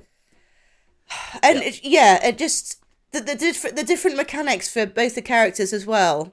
Alan having his clicker and Saga's kind of mind map. Yeah. It's just all of it is so clever. It can almost feel like playing two games at once. You can switch between. That's how the Gadget two. did it. He did one of the full stories and then went back and did the other guy. Yeah.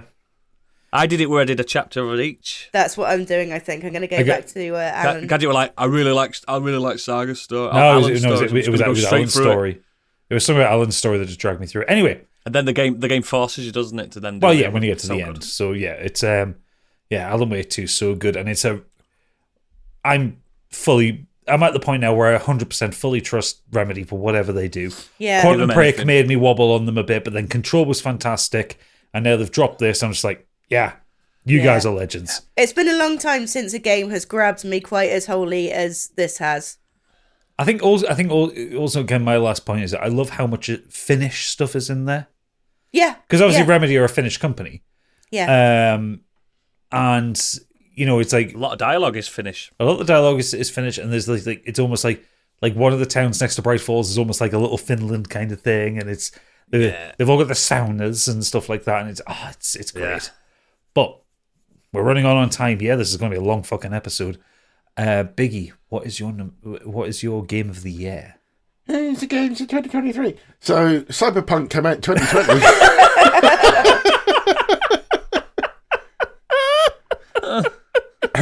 So I'm playing the game that should have been out in 2020, but I'm actually playing it in 2023 because it's kind of the game that it should have been. I would say we'll count this one because they finished it this year. Playing the patch. They absolutely. It's game of the year. The early access ended this year. And yes, we made fun of it. It was much derided on this podcast. I made a formal apology to the listeners when I turned around and said, "This game's good now." It's grabbed me, man. It's made me stop playing COD. Wow, I love multiplayer. I love I love the banter that I have with my friends, but I wanted to play something solo, and not many games, when, like you were saying, like when they grab you and it's all you think about. That's what this game has done to me, and I would actually say at the moment, the main plot isn't what's grabbing me. I'm enjoying the side quest stuff. Because they've made them good and they've got rid of shit ones. It's just entertaining going off and doing all the different stuff for people. Yes. And yes, originally your mobile phone wouldn't shut up as you were going from area to area. It's not the same anymore, is it? I still have it on, but it's not as bad as it used to be. And you actually get follow-ups to missions that you've done for somebody. They'll text you and you have this little fake text going between them. You might not have noticed this as well. Like, now when you do side quests, you get a worthy treasure at the end of it. Yes, you should just get a bit of credits or holy shit, this weapon has changed my build completely that I've now unlocked. And it makes the world more alive. And then when you get into Fanny Libs, mate, Fanny Libs just changes the whole fucking game. I just like the fact that they sorted out the level up menu. You can fucking read it so much better. Yeah. You can see what's coming. Yeah, you can make informed decisions rather than picking a skill, thinking it links to the next one. Yeah. Oh no, I've got to get these 4 skills over here to get to this one that I actually want. If you recall, on the original drop of Cyberpunk, lockpicking was in the strength category. Yeah, that didn't make sense. What? Have you seen there's been a new update for it today as well? Like that you can actually use the Metro. Yes. Yeah. But I mean, there's just lots of stuff has been added, lots of stuff has been fixed. Yes, it still has bugs. The jank hasn't gone, but it's just less. Yes, it's cost CD Projekt more money than producing the game in the first place. It has. They spent about 485 million, I think, on fixing this game. I mean, fair play to them because they could have easily just thrown it in the bin and said, "Well, let's just try harder next time." Yeah, fucked it. Yeah, but Johnny Silverhands isn't as bad as he was before. I like the music; is banging. They've changed all the music. The weapons, just the combat. The city is alive, or feels alive, should I say? And I wanted to give a shout out to the fact that I'm playing it with my headphones on because I'm really loving the atmosphere, the audio. Spatial audio as well, hasn't it? Where the cars come behind you. So good. So yeah, you can get this game dirt cheap now. It's so cheap to buy. So yeah, if you ever wondered what it's like now, it's my top game of the year for me. It's well worth the money. And I'm looking forward to finishing it. Really, really, really enjoying it. Really good. They've finally delivered the game they said they were going to. You can let us know on next year's game of the year. Yeah, when you finish Fanny Libs. But yeah. Who knew that Idris my Elba would be game a for the really year. good character in a game? Because he's really good. It's almost like he's an actor. Who'd have thunk it? Yeah, but Keanu Reeves is also an actor, and he's not very good. No, Keanu Reeves is Keanu Reeves. He just exists as Keanu Reeves. Yeah. Right, so Cyberpunk, 3-year-old game, is Biggie's game of 2023. Fantastic, wonderful, brilliant. Okay, so moving on. I'm the retro guy of the pod. You're the renegade master. Retroactive. So, gentlemen, Baldur's Gate fucking 3. Game of the year. Pissed off. Pissed off about it. You're pissed I'm off, so Oodles, pissed that off. it's a fucking D&D game. Yeah, I just did not expect this. This blindsided the. I mean, I did play Baldur's Gate 1 and 2 years and years and years ago, and it was just a clicky game that I kind of enjoyed when I was playing it. They announced this, and I wasn't like, oh yeah, Baldur's Gate's coming back. I was just like, this is going to be decent because I love Larian because the Divinity 2 mainly, not Divinity 1. And this, I don't know how they did it. I know how they did Honestly. it. I know how they did it. By releasing it very early. They did it by putting Act 1 out in early access and listening to the fans. Fine-tuned. Paying their voice actors, paying their writers, paying their developers. You know how everyone always had this belief that CD Projekt Red were the good guys of gaming? Because they did so much with The Witcher and you got proper physical stuff with the game. No, it's fucking Larian. Those Swedish bastards have done it. They are the good guys of gaming. It usually only happens once a generation. This is a phenomenon. It is a generational game. In the same way that it's not. The same way that I think Baldur's Gate 2 was. Because Baldur's Gate 1 was great. Yeah, 2 was a real step up. 2 was unreal. 2 was like something wildly different in terms of quality. And don't get me wrong, I love Baldur's Gate 1. I've spoken about this again ad nauseum, so I'm not going to say that much on it. But the main reason it's my number one is because it shocked me how good. And everyone knows my issues with Act 3.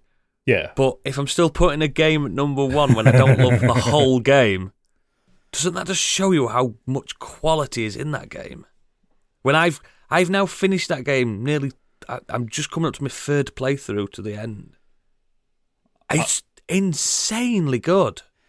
For me, what sealed it as game of the year, I mean, pretty much I was confident from about maybe 3 hours in it was going to be my game of the year. It's built for you, that game, though. It's absolutely built for me. But I think what properly sealed the deal for me was that because I'm on my second playthrough. And you got to shag someone. Yeah. When I finished my first playthrough, I was sad. Not that the game was over, but that my character's story was over. It's been a long time since I've played an RPG where I've really got into the role play, where I've really wanted to. So my character, she was a tiefling druid called Ta'ala, and I played her. I took all of either the tiefling or the druid choices. Generally kind. If there was an option to talk about nature or animals, she went. I really leaned into the role play of the character, and at the end of it, she got a pretty good ending. She didn't get the best ending available, but she got a pretty good ending, and most of my party did. And I saw, as the credits go, I just had a little bit of mist in the eye there because I thought, I'm not going to play as her again. There's no new game plus for these characters. You go through and you finish it, and her story is done. I've rolled up another character who's turning out to be an absolute bastard. I'm just rolling with the dice as I go, and she's doing well. But that's that's the kind of thing. You think of BioWare games and BioWare. Or even Final Fantasy, they are RPGs in terms of numbers go up, but you're not really role playing. You have a character in those games.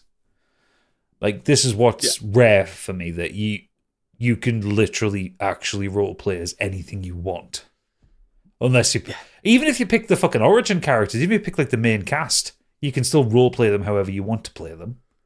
But you'd then be wasting some really good voice acting if you pick one of them. I know you would. Because they don't talk, do they? Voice acting is unreal in that game. Fucking Neil Newbon is a Astarion, and that performance is wonderful. Karlach's darling. Karlach's voice performance is off the charts. She's got ADHD, yeah. Absolutely. Side note, I was at And it's Comic And she's pansexual. good to Con have that today, and representation. Astarion was there. Well, actual Neil Did you Newborn, kiss him? or just The voice actor. Did you kiss him? No, I met Troy Baker instead. Did you kiss him? Oh, I tried. He was very tall, very tall. Some handsome bloody devils, aren't they, both of them too? I think it's a game that will go down as a legendary game. The thing is, again, Like most of them, Stig's- like Elden Ring is an amazing game. That got all the Game of the Year stuff last year. it's not generational. But I don't think that's as legendary a game. That's because just that's an evolution of Dark Souls. it's the perfect of that type, Like- isn't it? This is different. Like, people will remember Dark Souls more than they'll remember Bloodborne, Sekiro, Absolutely. Elden Ring. This, like, you can think of any CRPG going, whether It's it's changed it. whether it's kind of Divinity or Icewind Dale or the Warhammer Rogue Trader that's about to come out. Like, they're all now going to has be changed compared to everything, hasn't Baldur's it? Gate 3. Yeah. I mean, again, like Stig's gonna probably mention it, but he's put this as his number one, and he hasn't finished it yet. That's how powerful it is. Yeah, it's great. I It's knew a it was going to solid be number one indictment before on I it. even got out of Act 1. Yeah. Just like, nothing is beating Act me. 1 is the best game of the year. Nothing is beating this. It's incredible. I just had time in this last month, really, to put time into it. But yeah, but you just said everything, really, that needed to be said. It's just so finely tuned and just absolutely amazing. And it's just all these little hidden things. If you do enough kind of exploring and looting of chests and bodies, and you could talk to bodies and find things out, and they've put all these little nuggets in, and there's a thing you can loot, and in there, one of the knives is called the poo scraper. It's just little stupid things like that they do. Like Gadget got turned into a wheel of cheese. I did. Because I've pissed off a gin. Don't piss off the gin. It's as serious as it wants to be at times, but as stupid and wacky as it's D&D. It's wacky and stupid at times. It's serious at other times, and they've just put it into this really amazing game. I mean, with it's fuck ton of detail in it. It's tantamount to how close it can be to D&D. Is that 3 of the boss fights in the game I resolved by convincing them to kill themselves. Yeah. Same. And again, a testament to its gameplay as well. I am not as thorough as someone like Stig, hence why he's taken longer than me, but I still managed to get the fantastic endings to the axe. Yeah. Just because of my choices rather than my gameplay. Yeah. How we can manage to do that. And I've barely scratched the surface, even on my 3 runs I've had of it. Because I'm not that kind of guy like Stig will pick every book off at shelf, just in case. You never know, do you? You never know if something's there. In fact, But I'm not that kind of... I don't play it for that. I play it for conversational aspects of it. Yeah. Like, I play Dungeons & Dragons in real life for this podcast because I enjoy the conversational bits. yes. I'm never that engaged in the combat. I'm not bothered. There are 2 things that I think, and I know these both seal it for Candy, that this should be Game of the Year over Alan Wake 2. 1, you can become a cat's mother, and it's very happy to see you. Oh. And even if you're using talk with animals, it still speaks like a cat. Goes, "Mother, mother," like that. And oh shit, what was the other point? Oh yeah, you can fucking shag anything basically. Both very good points. Like every party member is romanceable in some way, shape, or form. You can have a sordid foursome with a pair of drow twins. You can fuck a squid. You can't fuck a squid. You'll try anything once. I did it more than once. You can fuck your way through Faerun. Basically. It's a horny Super game. special. It's a very fucking horny But it doesn't game. have to be either. You don't have to be that. If you don't want to play it for that reason, you don't have to. You No. can just say, no, I'm not shagging. It depends on my dice rolls because I'm playing as Cowboy when I go back to it, so we'll see how that goes. You're not going to get laid, mate. You're dying a virgin. He's gonna die on the first fucking beach.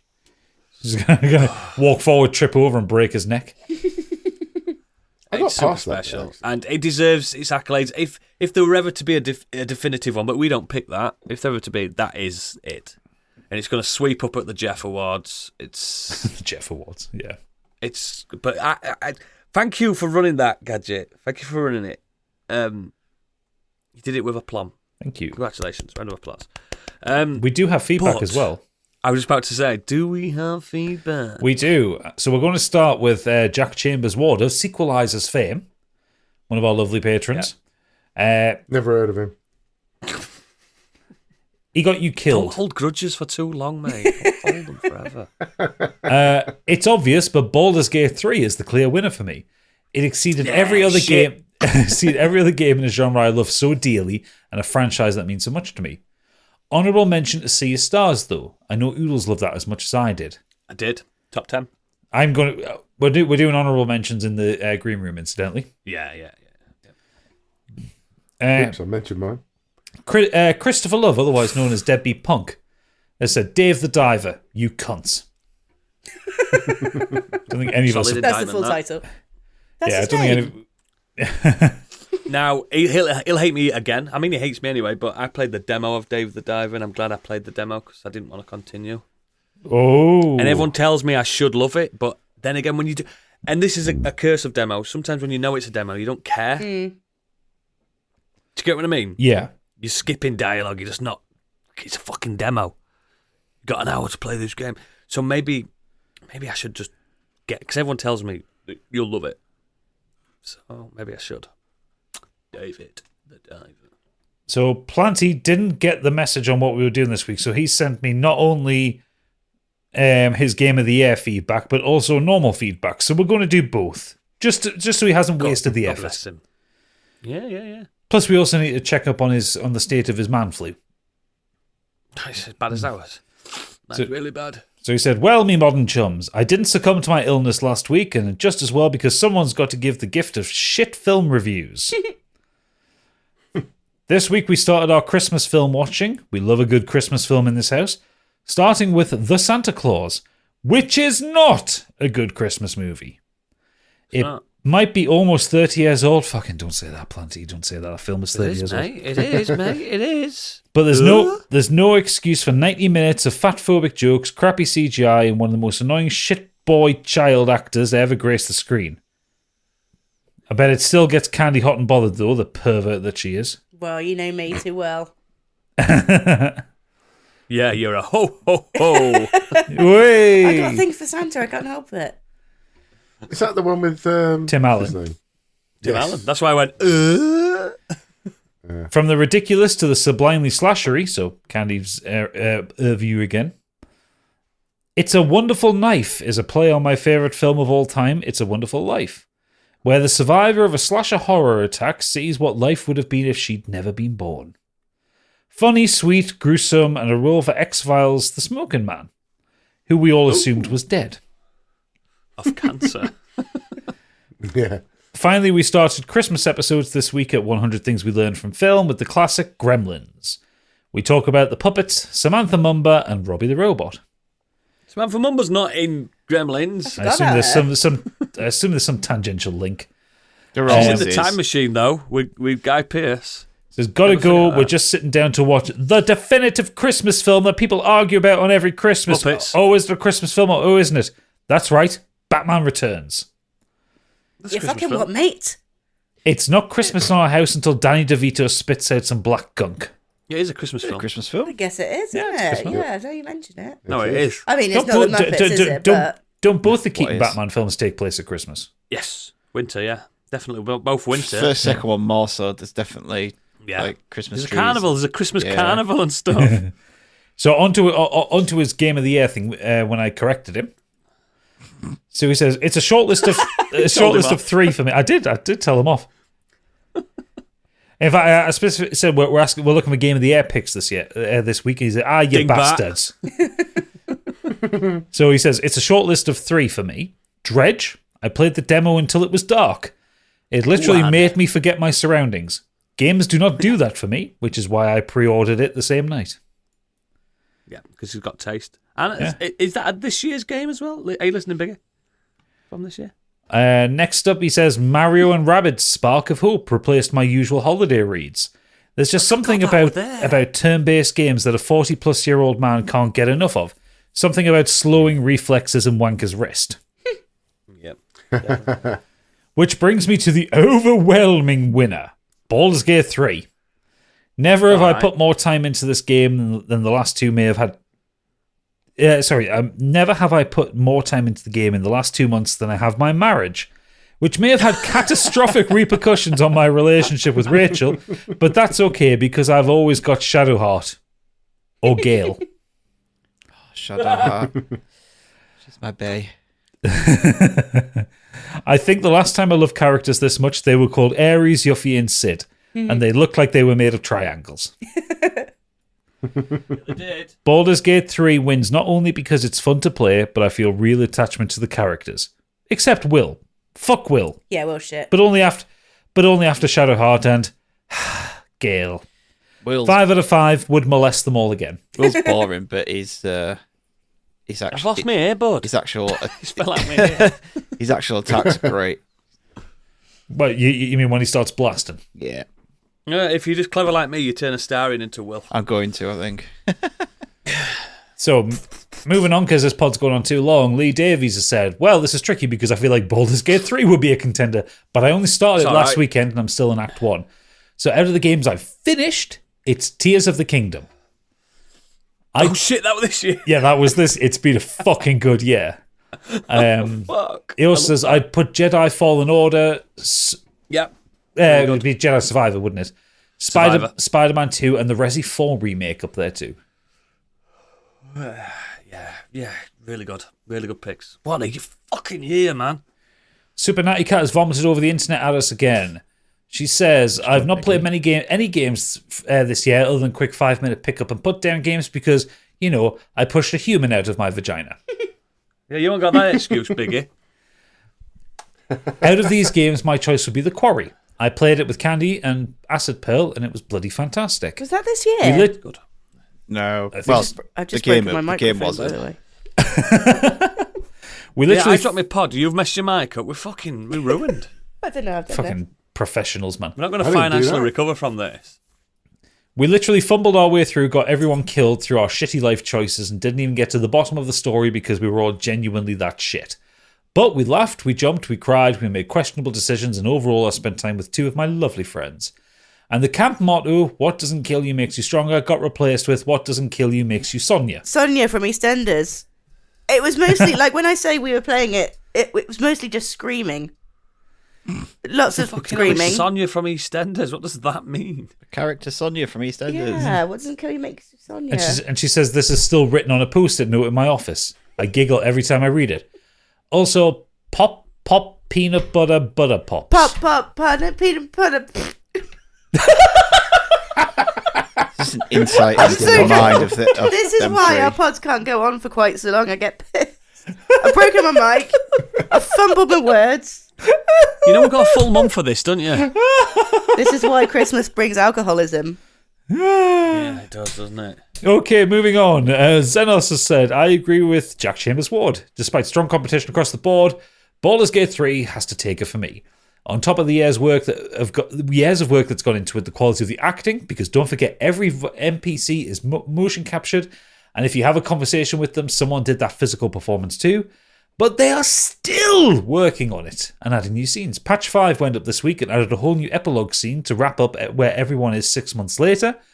Add in the epic scale modding community, and I think this might have more work put into it than any other game I've ever played. It's genuinely once in a generation. Yep. I think basically covered everything that we said there. Yep. And last up, as usual, Best Boy Angry Kurt. He said, at the start of this year, or any year for that matter, I would have never expected a horror game to be my game of the year. In fact, my top 2 were horror games. I fully expected Tears of the Kingdom to be my GOTY, but at the start of the year... Tears of the Kingdom to be my GOTY at the start of the year, but no. The prize goes to the Resident Evil 4 remake. It's a great remake. I'm so glad I gave this a go and didn't let my aversion to horror games get the better of me. Having not played it before, maybe it was fresher for me than others, but this will go down as a classic in my eyes. What really stood out to me was the pacing from start to finish. There's not a dull bit or part I didn't like. I was on the edge of my seat throughout, and despite being a tense experience, it's actually also really fun to play. There's still a month left in the year, and I could only see Mario Wonder maybe taking top spot, which I'm getting for Christmas, but I don't think it will. Honourable mentions go to Dead Space, Pikmin 4, The Crew Motorfest, F123, Super Mario RPG, Hi-Fi Rush, Venba, and of course, Tears of the Kingdom.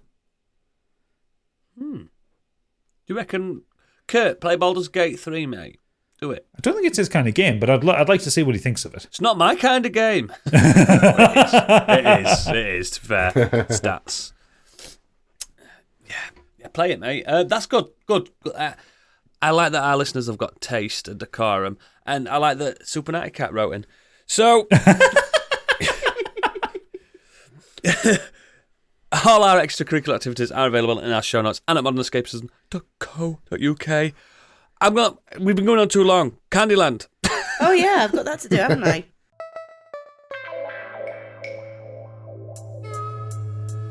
And now, what's up in Candyland?